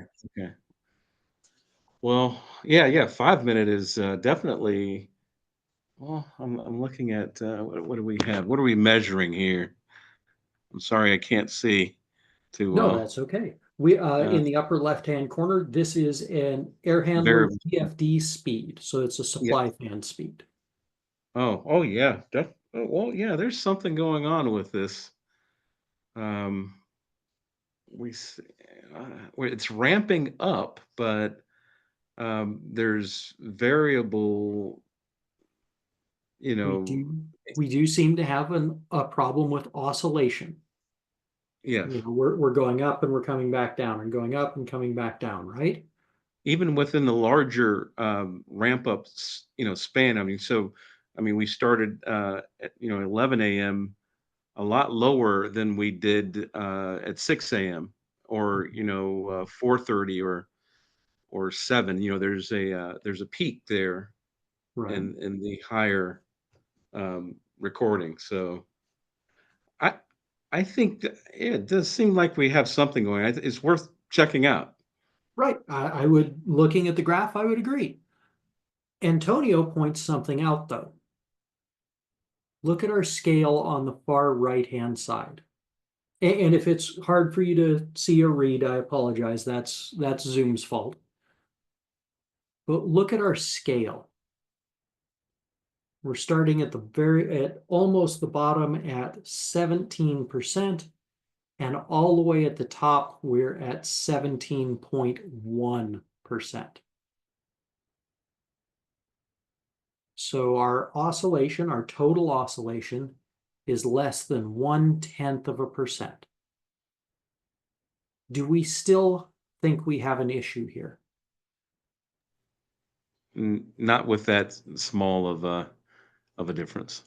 Right. If we were to zoom out on our full scale, even if we zoomed out to, looking at our scale as, 1% increments over here on the right-hand side, 1 full percent, this would just look like signal noise, right? So and the lesson specifically for this one, Gene, you did exactly what I hope or hoped someone would do. So thank you for having the guts to share on that. You did fall into my trap, but I really appreciate that you did. No problem. That there isn't a problem here because of our scale. It looks like it if we ignore the scale on the side, it absolutely looks like we have a big hunting problem with this drive. But it just illustrates how important it is to look at the scale of our systems. And yes, Antonio, if we zoomed out, it would be a flat line or nearly a flat line. So when you are looking at trend logs, doesn't matter if there's one data point like this or if there are 5 data points, make sure you know what kind of a scale you're working with. And be aware that if you are comparing or have two different types of data on a given chart or on a given graph, you may need to pay attention to different scales along the sides. If you had a temperature on this, or maybe more likely or appropriately would be your supply duct pressure. You know, its scale might be over here on the far left side instead. So scales are really important when we are trying to analyze graphs like this. So be aware. All right. This is that same VFD speed command. We are looking at a much longer time period here. We are looking at a week worth of data, and we've called out our scale on the right-hand side. We're going from our lowest marked point is 18%. Our highest marked point is 32%. So what do you see?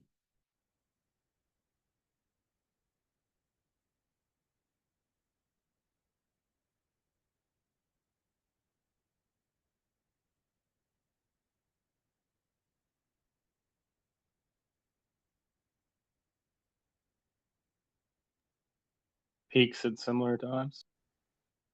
Peaks at similar times, Adam says. Absolutely agree with that. We kind of fall off, or we start peaking here or increasing a little bit after 6 a.m. This one we definitely peaked way earlier. We're starting to come up around midnights in our other days, right? What else do we see?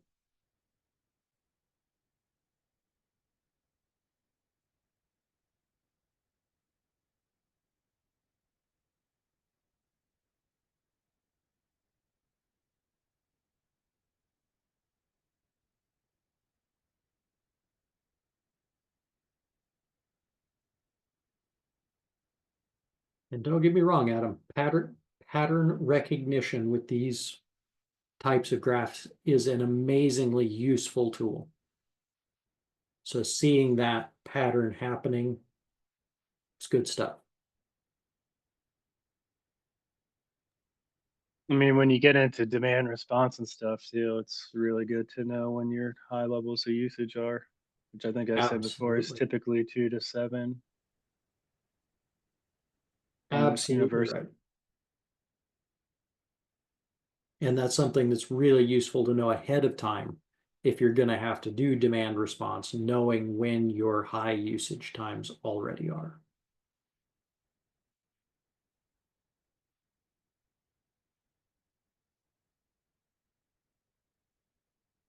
So there is one specific thing that really should jump out at us about this.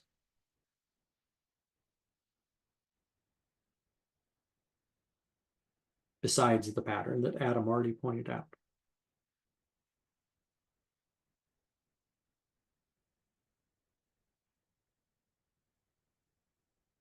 Excellent, Regina. Yes. Regina called it out. Spikes at 6 p.m., which is actually normal. This is a south or west facing building with a fair amount of windows. So the fact that we're spiking then actually makes sense. It's when the sun got below the tree level and past the shade so that we were getting direct sunlight into the space. But the big thing is our base down there at 18% tells us the system doesn't turn off. So this is an example of where a trend log can show us that, hey, we might have a scheduling issue here, right? Unless this space is occupied 24/7, pretty unlikely, right?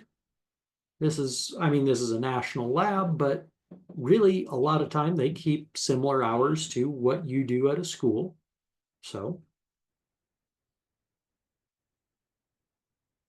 Antonio does point out that it could be a minimum ventilation requirement. And you're absolutely right, Antonio, it could be. In this particular system, we were intending it to run just like you would have it at a school, though.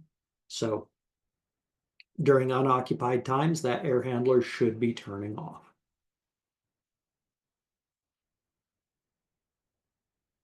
Also noting that Wednesday through Thursday does not follow the trend. And you are correct. We do start seeing some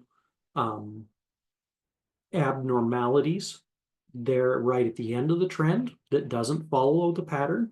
We have a much higher spike in our usage in the afternoon, but we have just barely any bump in the morning. And I can tell you, because I was there that day, that it was a nice cool day. So it was cloudy. We didn't get a lot of heat gain until right in the afternoon. So absolutely. And that's, again, the kind of thing that, one, we can see the effect of weather on our building, even though this is an exceptionally tight building. It is made for experimentation purposes, so it is very well constructed and very well sealed. So we can still see that effect.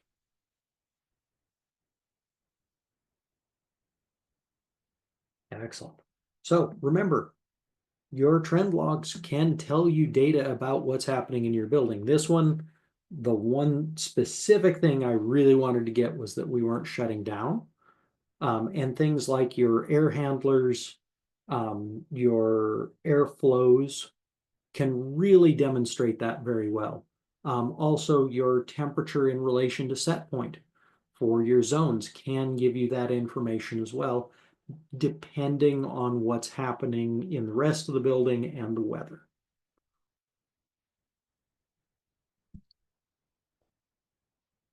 All right. Next one, we have a chilled water valve. And there are two specific things that should show up to us. So this is, again, we're looking at that same 1 week of data that we were in the last slide. And we are looking at a range of, down at the bottom, we have a 0% all the way down. So we do go closed at some point. And our top end looks to be somewhere around 65, maybe 70%. What do we see with this data? Two specific things we should really see from this.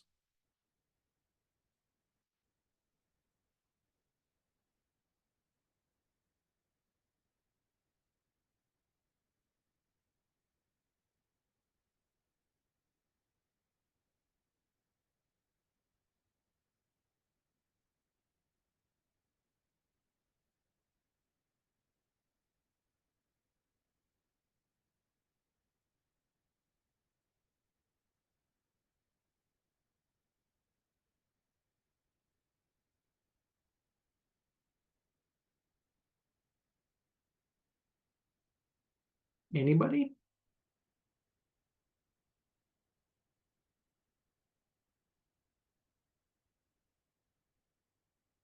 Antonio points out that we are not oscillating prior to Wednesday at all, locked at about 68%.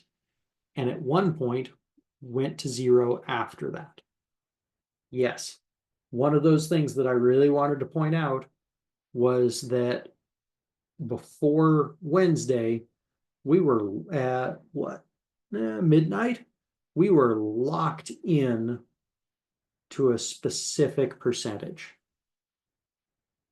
What should that tell you? What do you think is happening here? We already saw that the load should be changing during that time. So why do you think we are so zeroed in on this 68%?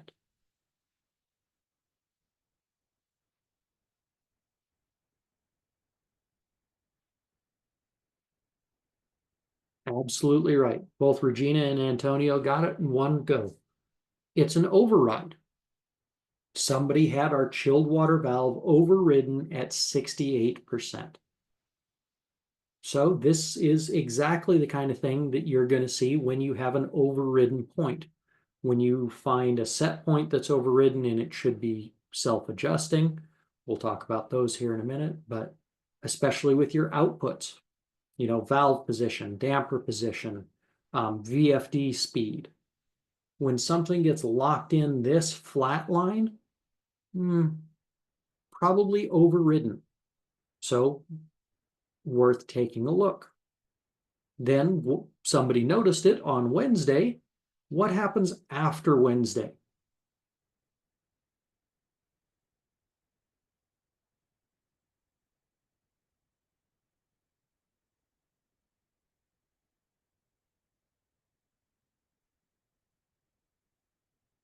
Somebody released the override, right? Yep.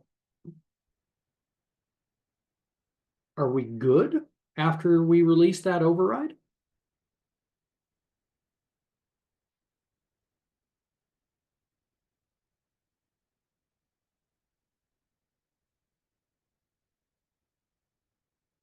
Gene doesn't think we're good. What do you think's going on there, Gene?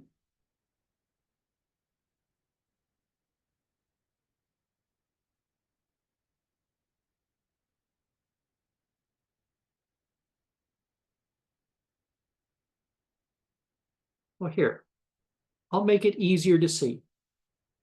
Our next slide should be a zoomed in version of this slide, so we're ignoring that override and just focusing here in this area. And so we've gone from looking at 7 days to looking at 1 day worth of data. And it's there in that Wednesday, Thursday range.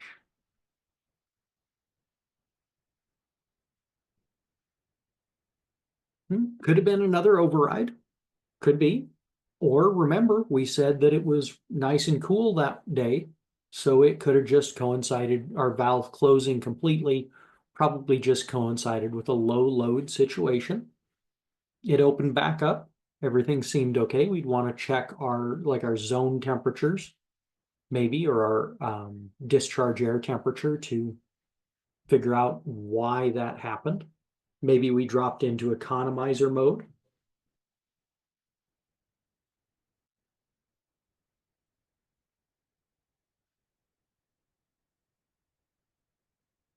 Tyler calls it out on this one. Valves shouldn't hunt like this. So when we see this significant oscillation, we are going from, I'm going to focus on this point in the middle just after 9 p.m. We're going from a low percentage of what, just under 20% up to over 50% in a 5-minute, 10-minute span.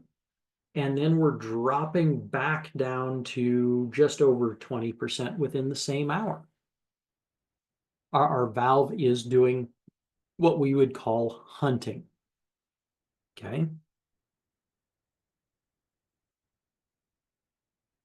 Oscillating on extremes, yep. And, you know, this is a sign of a problem that needs to be addressed. Maybe we have some flow restrictions in the system. Maybe our valve isn't actuating properly, or maybe the loop that controls it, the PID loop, PID, just needs to be tuned, needs to be adjusted. But yeah, absolutely. This kind of hunting is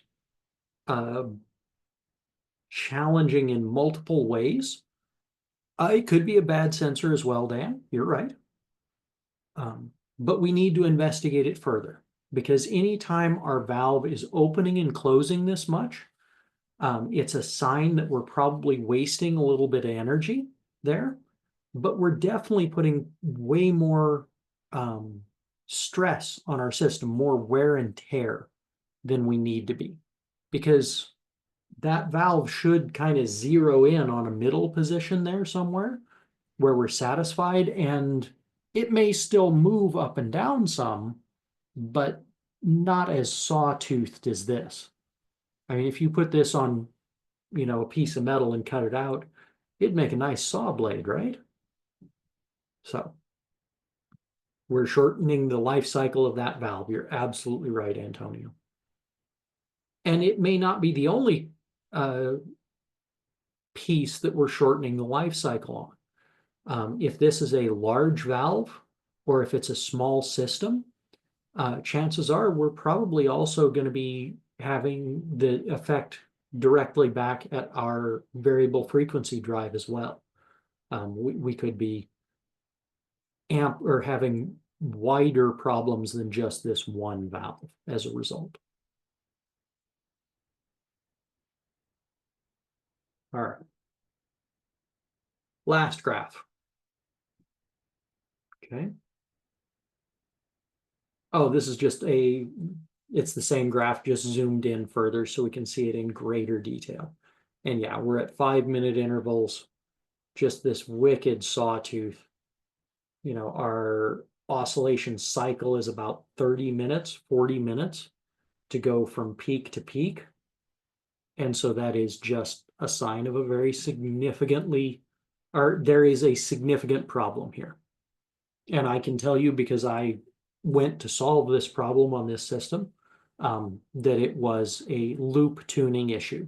Our sensors were good, our valve actuation was good. It was just our PID loop that needed to be tuned. We had a lot of delay in this system, and it took more than a little bit of time to try and tune that out because of it.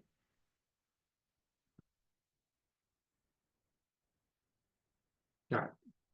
Any questions? There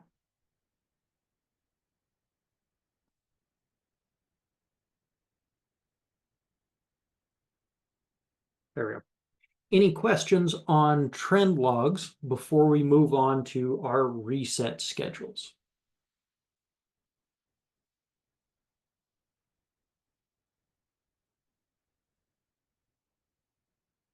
All right. Well, if you think of any questions, raise your hand, put them in the chat, unmute, whatever you need to do. All right. Now, I promised last week that we were going to talk about reset schedules. I didn't intend for trend logs to take the first half of the conversation when I said that last week. I thought reset schedules were, but I realized we needed to talk about trend logs first. So I apologize about that. Resets or reset schedules, I haven't heard any other terms for them, but it is a set point that basically self-adjusts and in an attempt to match the building load. We use them. The goal of using them is to minimize energy usage. The closer we can tune most of our systems to the actual load in the building, the better. Okay, and we'll talk about some of the history on that you probably already know, but just in case you don't. But before we get into that, I'm sure you remember that we had a homework assignment associated with it. Okay, I asked you to find 2 self-adjusting set points within your building automation system that were not associated with schedules. Okay, it could be argued that set points adjusted to match our occupancy are in a way reset schedules. And I wouldn't fight you really hard on that. I think they are, but just not the type that we want to talk about right now. So, what did you find in your systems? What reset points did you find?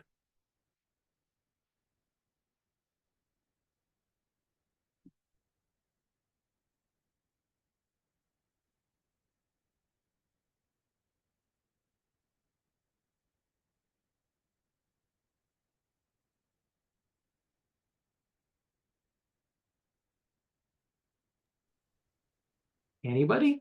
Yeah, one we found that I was talking about a little bit earlier with that we adjust our chilled water temperature based on outdoor air. So below 75 degrees and above 75 degrees, kind of where that threshold is. And then we, if it's above 75, we need more chilled water.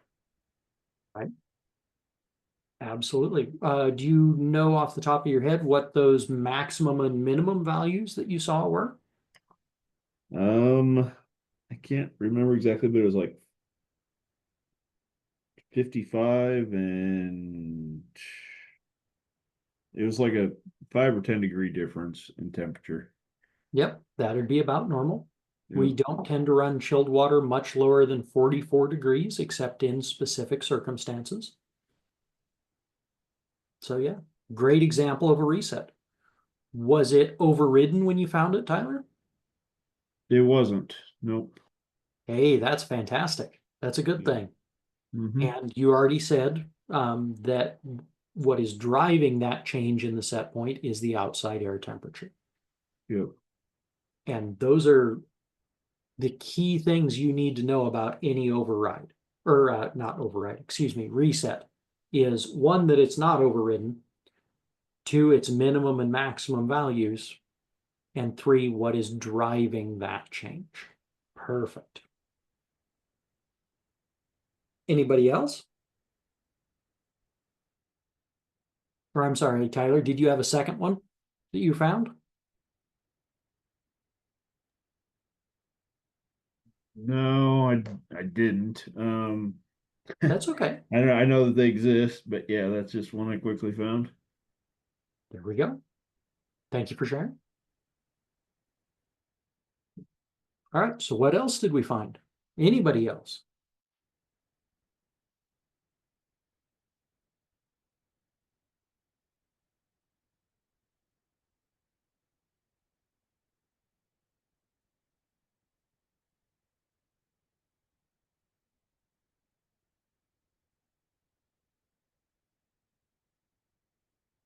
Nothing? Nobody?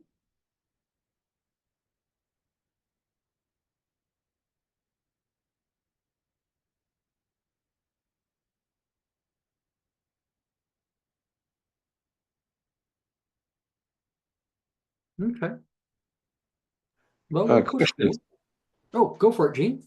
Well, when you talk about resets, and this has been a weak spot of mine, are we talking about something to do with the logic of your building automation system?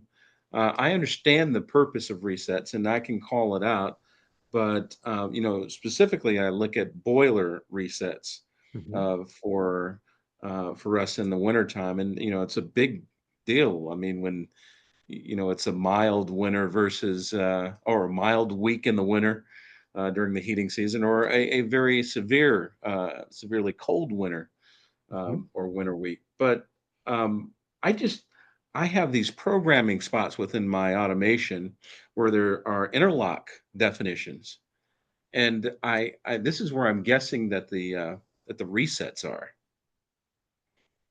Certainly could be. Yeah, Remind me what kind of system you have? I'm sorry. It's the Metasys system, Okay. So and unfortunately, that's not one that I'm terribly familiar with, but it sounds like you're right. yeah.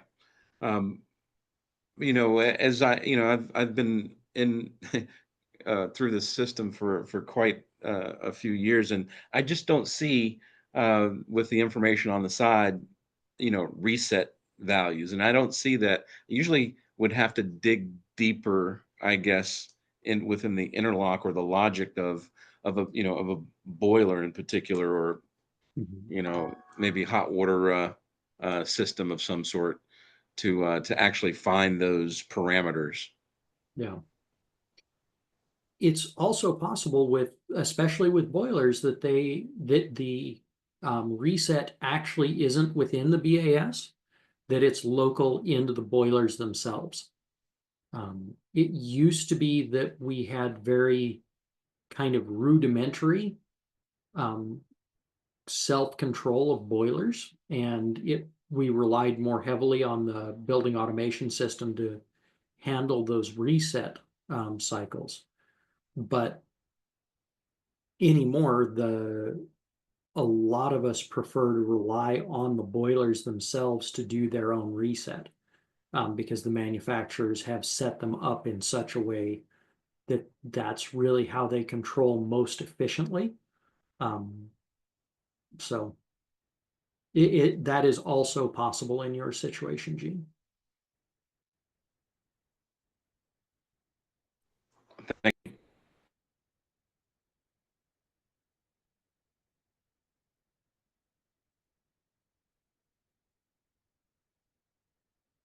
So for Antonio, he thinks that sequence of operation may make those adjustments to resets that are tied to occupancy states.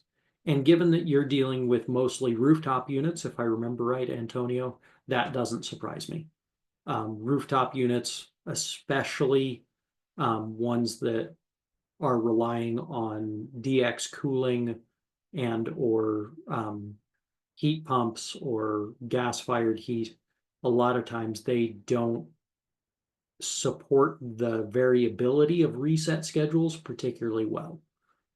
But occupancy schedules and just adjusting those set points, they support that very well. So that would make sense to me.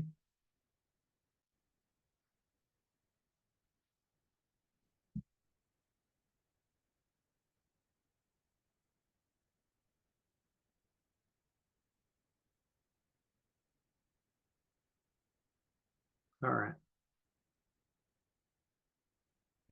So we'll push forward from here unless anybody has anything else to share.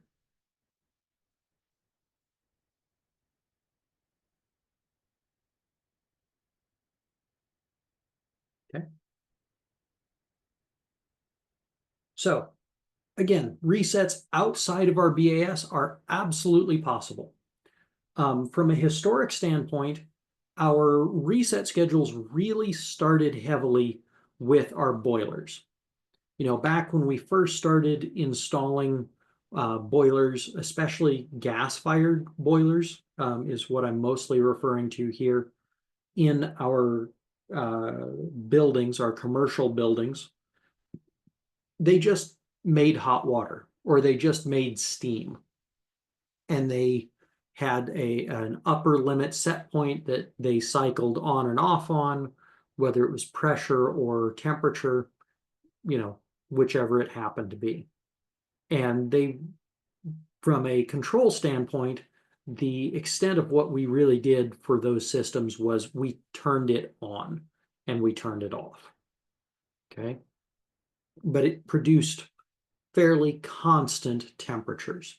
And with those older boilers, a lot of times that was around somewhere between 180 and 190 degrees, or it was making steam pressure at the appropriate pressure. Okay.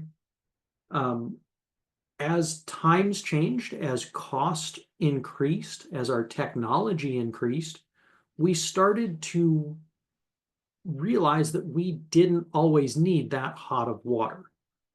You know, looking at the shoulder seasons, especially spring and fall in, you know, I'm thinking continental United States here. I know up in Alaska, you're probably a little bit different on the scheduling there. That, you know, those times a year, we didn't need that hot of water.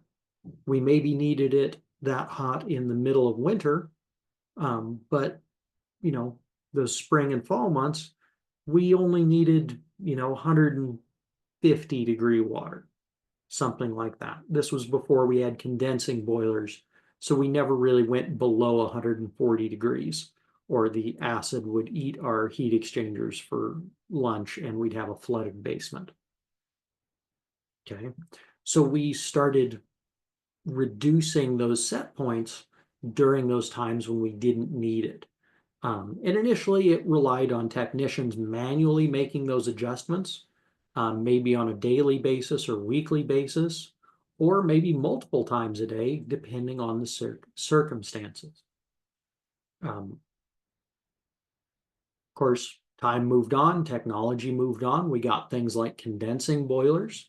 We had pneumatic control systems to automatically handle that reset schedule. So we just basically programmed anytime it's below 50 degrees, we or above 50 degrees, we need minimum temperature, and below 20 degrees, we need maximum temperature.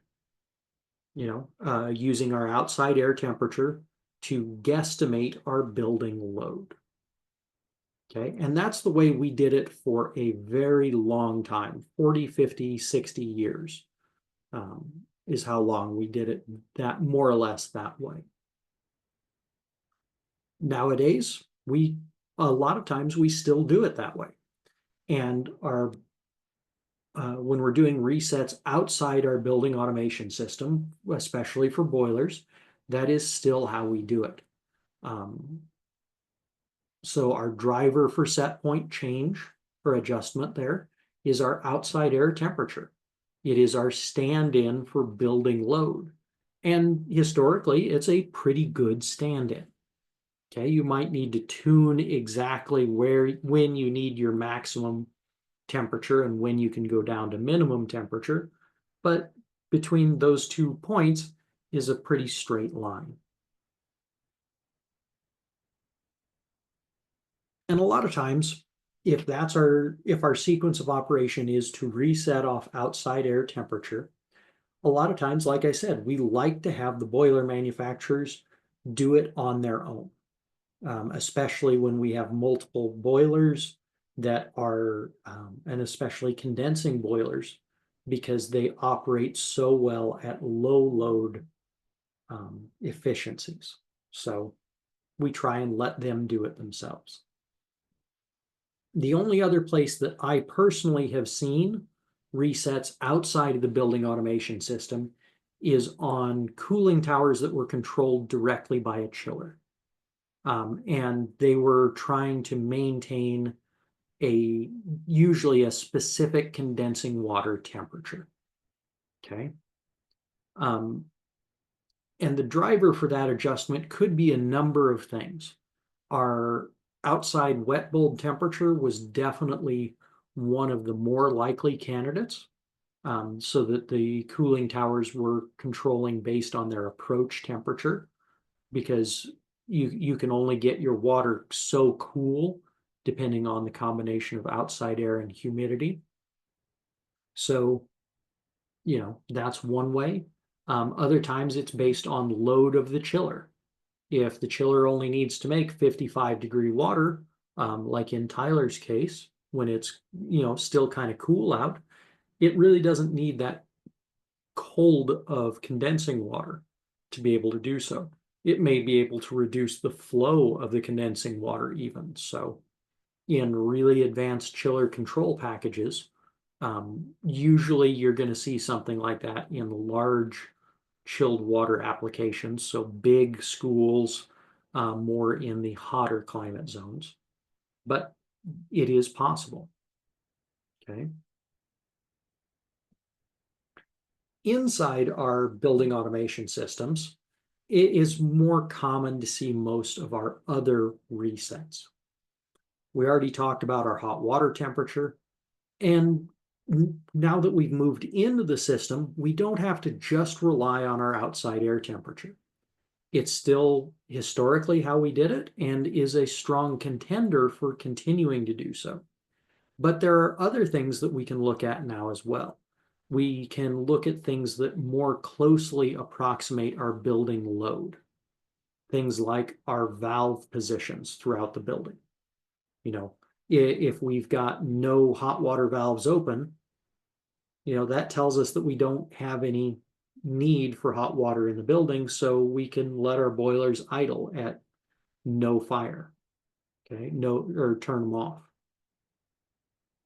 If we've got a bunch of valves that are fully open in the building, that tells us that we probably need maybe a little bit more heat in the spaces, so we can up our set point accordingly.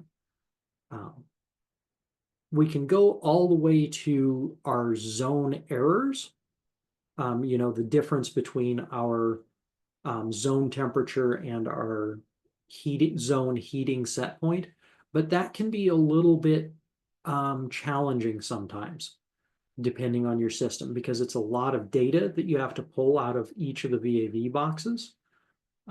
If you have pneumatic boxes, obviously you can't even do that.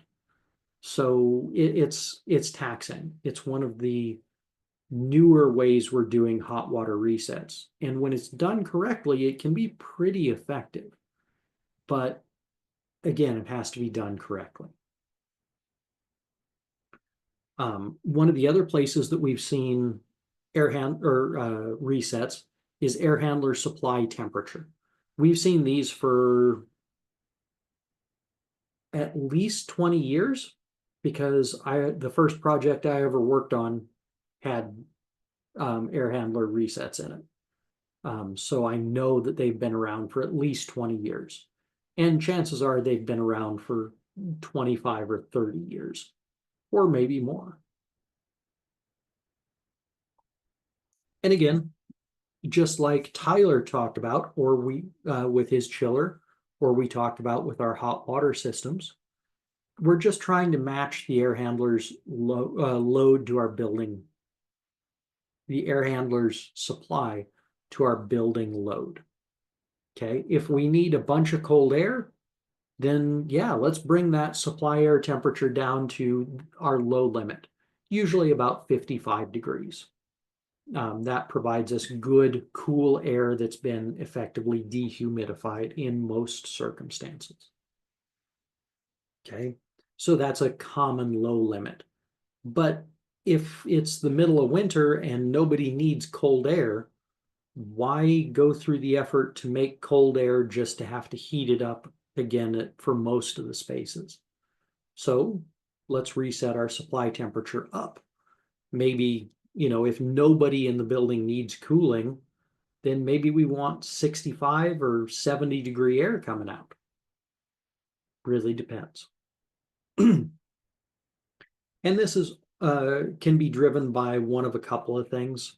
I've seen it driven off of return air temperature, which gives a good average of the load across a series of spaces, or it can be driven directly off of zone error in the spaces for cooling specifically, our difference between our zone temperature and our cooling set point for that zone, to help us drive that. Pump pressure resets are a little bit of a newer one that we're seeing. Those have been around for maybe about 5 years or 10 years in advanced circumstances, where we're using, again, a lot of times our valve position to increase or decrease our pump speed. Traditionally, we went with a differential pressure across the system, which told us how much water in our system was being used, and we just let our pumps maintain a consistent differential pressure. But as we're scraping the bottom of the barrel for energy, we're looking at ways that we could maybe even reduce that pressure, and letting our valves go further open to get that increased flow when we need it, instead of working our pumps harder. So that's kind of the idea there.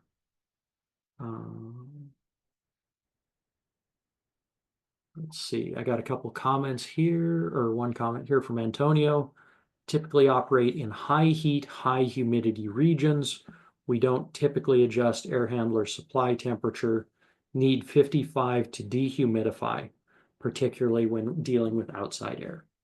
Absolutely true. In those situations, especially when you're trying to dehumidify, doing your temperature resets on your air handlers can be very problematic. You're absolutely right, Antonio. And it may be one of those things where in all areas of the country, you don't see it. And that honestly doesn't surprise me.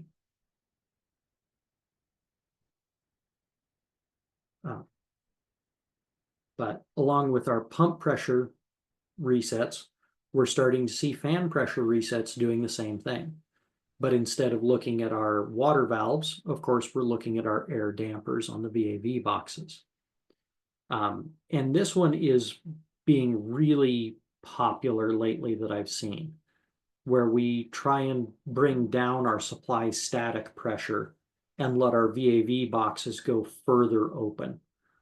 so that we're not fighting as much or trying to build as much pressure and wasting that fan energy specifically.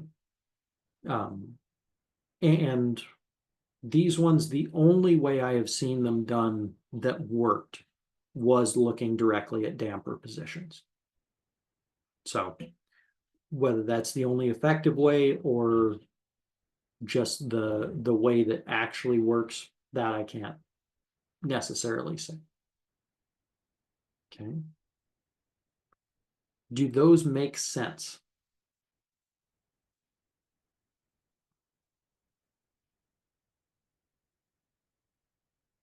Okay.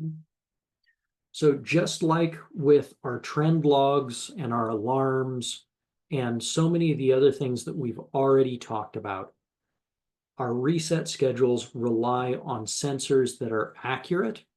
They rely on equipment that is fully functional, and they rely on people who know what is supposed to be happening. Okay. If one of those fail, then typically speaking, oh, sorry, I'm jumping ahead. We'll go to the next slide anyway. If any one of those things fail, then typically we're going to end up with overrides. Okay. If the air handler is running too low of a supply static pressure, you know, one of the easy solutions is to override that set point and bring it up back to a normal number. And I've definitely seen this with technicians who have been in a building for a significant amount of time. They get a retrofit on the system, you know, new air handler, new VAV boxes, new control system.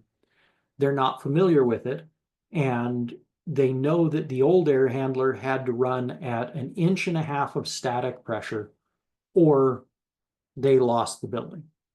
So when they see the new air handler running at, you know, 3/4 inch of pressure, they don't think that it's enough, not taking into account the new systems or anything like that.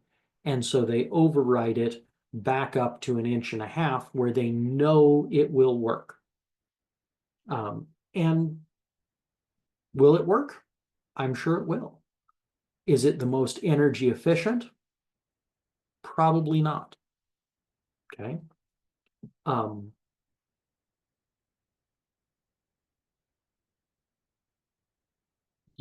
So that is one of the challenges there.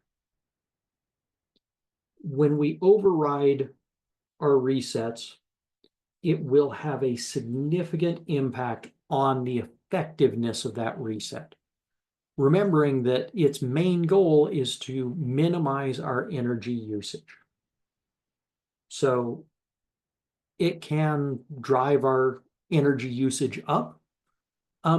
Consequently, it can also drive our energy usage down. If somebody overrides something from a higher set point to a lower set point for pressure or hot water temperature or something like that. So we could actually gain or gain traction for energy efficiency. But in those situations, typically, we're also going to affect our occupant comfort. We're going to affect our indoor air quality, our indoor air humidity, our temperature in the spaces. People will get uncomfortable as a result. So that can be another impact of overriding reset schedules. And of course, it can increase the wear and tear on equipment, especially things like boilers that really want to, you know, condensing boilers that want to stay under a certain return temperature and supply temperature, or our air handlers that, you know, maybe the new air handler in our previous example doesn't need 1.5 inches to get as much air out. It only needs 1 inch. So that additional pressure that it's trying to build up is not only going to waste energy, but it's going to increase the wear and tear on the equipment. Okay. And that's just the immediate effect. It may have significantly more impact down the line. If we're running more pressure, our dampers are going to be further closed. We're going to have higher velocity going by our seals. So they're going to last less amount of time. And for anybody who's dealt with damper seals, trying to replace them in especially VAV boxes is really costly because it's challenging. So overriding, of course, again, it can be a spot fix when we have something like a sensor go bad, but it should be a temporary fix, not permanent.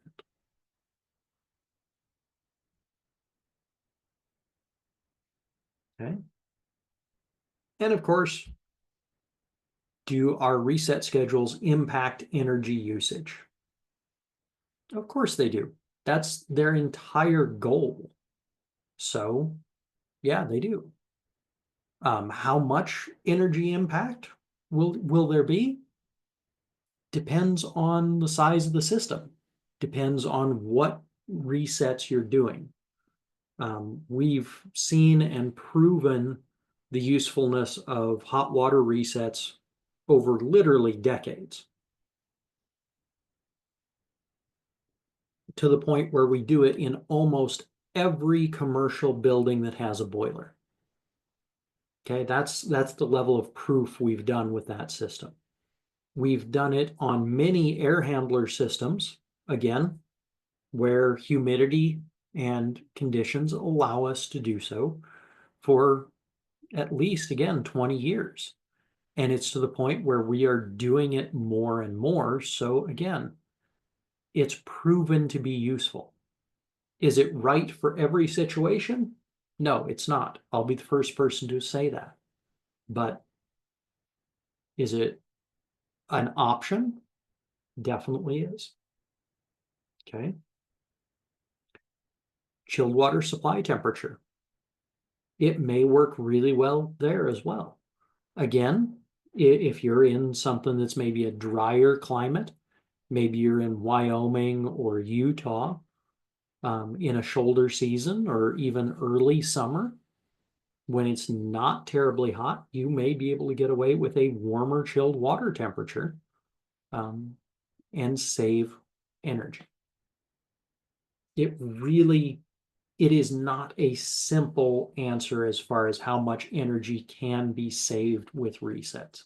It's definitely something, if you want to look at applying resets, you will want to gain or go and get the help of a professional engineer to help you figure out how much energy you could save and if it will even work on your system.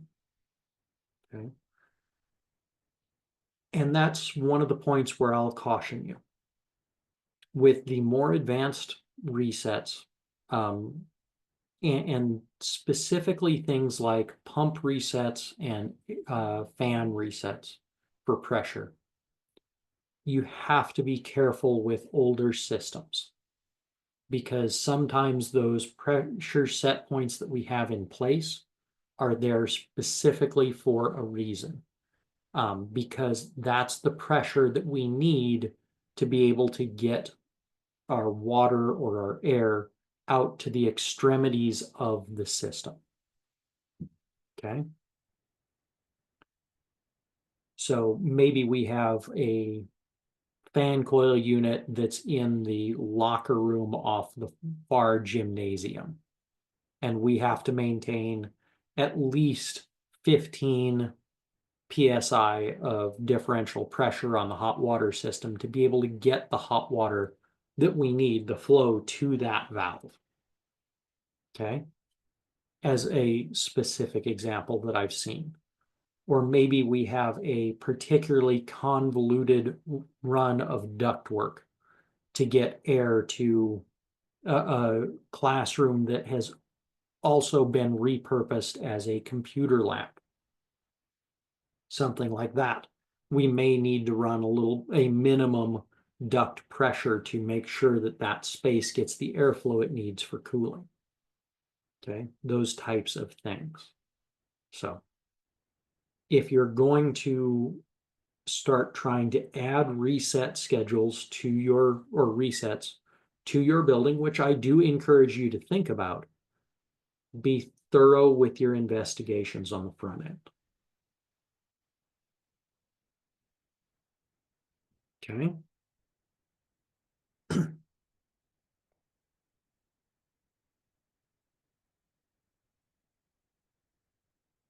Questions?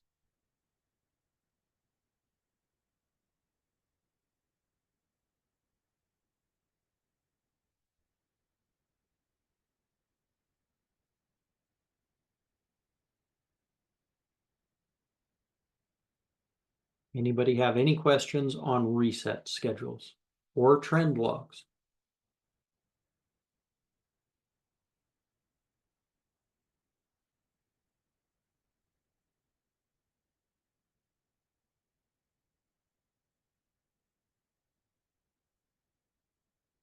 Okay.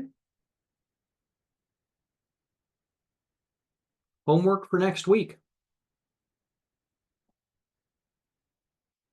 So, as part of your lab earlier, I asked you to download one of the trend logs. I think it was a power trend log for your lab. And as part of your homework, I'd like you to open it up in either Google Sheets, is what we will be basing our examples off of next week, because we know everyone has access to that. But if you would prefer to use a different spreadsheet program, of course, you're welcome to. Play with that data. Specifically, play around with doing some basic equations, addition, subtraction, multiplication, division, and learn how to create a basic graphic if that's how you like to look at data. And the reason I'm asking you to do this as homework, we will be covering it some next week, but it's really just going through basics as we need them for calculating energy costs. You know, we've done these efficiency exercises in our lab. Most especially our schedules will be what will be the major impact. But if you have a basic familiarity with spreadsheets beforehand, it will help next week. It'll make things more fluid. Okay. Also, because next week we're talking about energy billing specifically, I'd like you to try and find one of your electrical bills for a building. Okay. Any questions on the homework?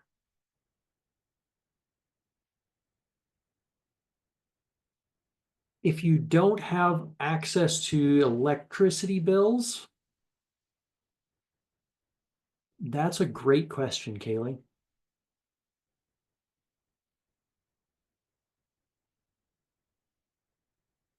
If you can get your electricity rates, I'll give you one of mine, but you have to pay it. Thank you, Adam. We'll definitely have, Ted has some really great examples in his presentations. So it's just nice to have one that you have access to so you can ask specific questions if you have any. Okay. You could download an example. Having the bill itself would be more helpful, Regina. But if all you have access to is the rates, we'll make those work as well.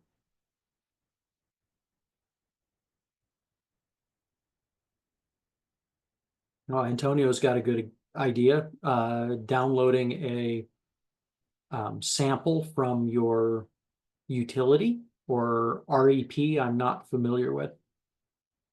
If that's not your utility, Antonio.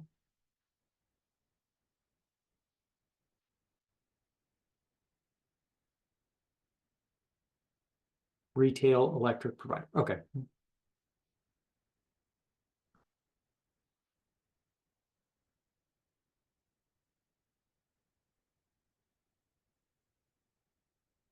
All right. Well, I guess I ran through my presentations a little bit quick, folks, because that's all we've got for today. Unless you have any further questions.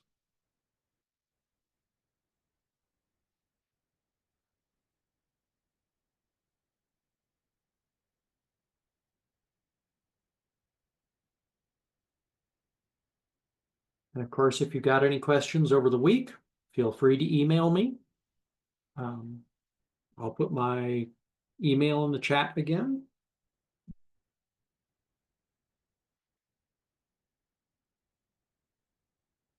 But otherwise, have a wonderful weekend. We will see you next week for our last day on the training.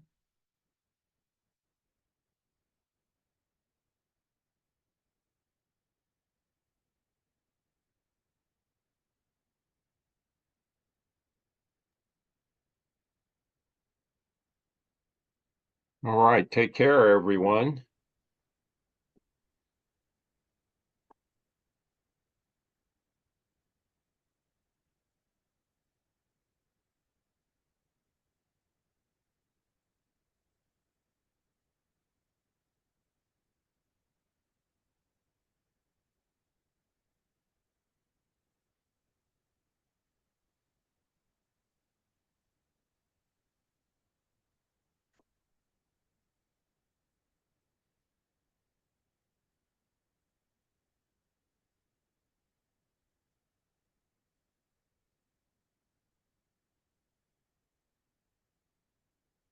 We go ahead and stop the recording. Thank you. Okay.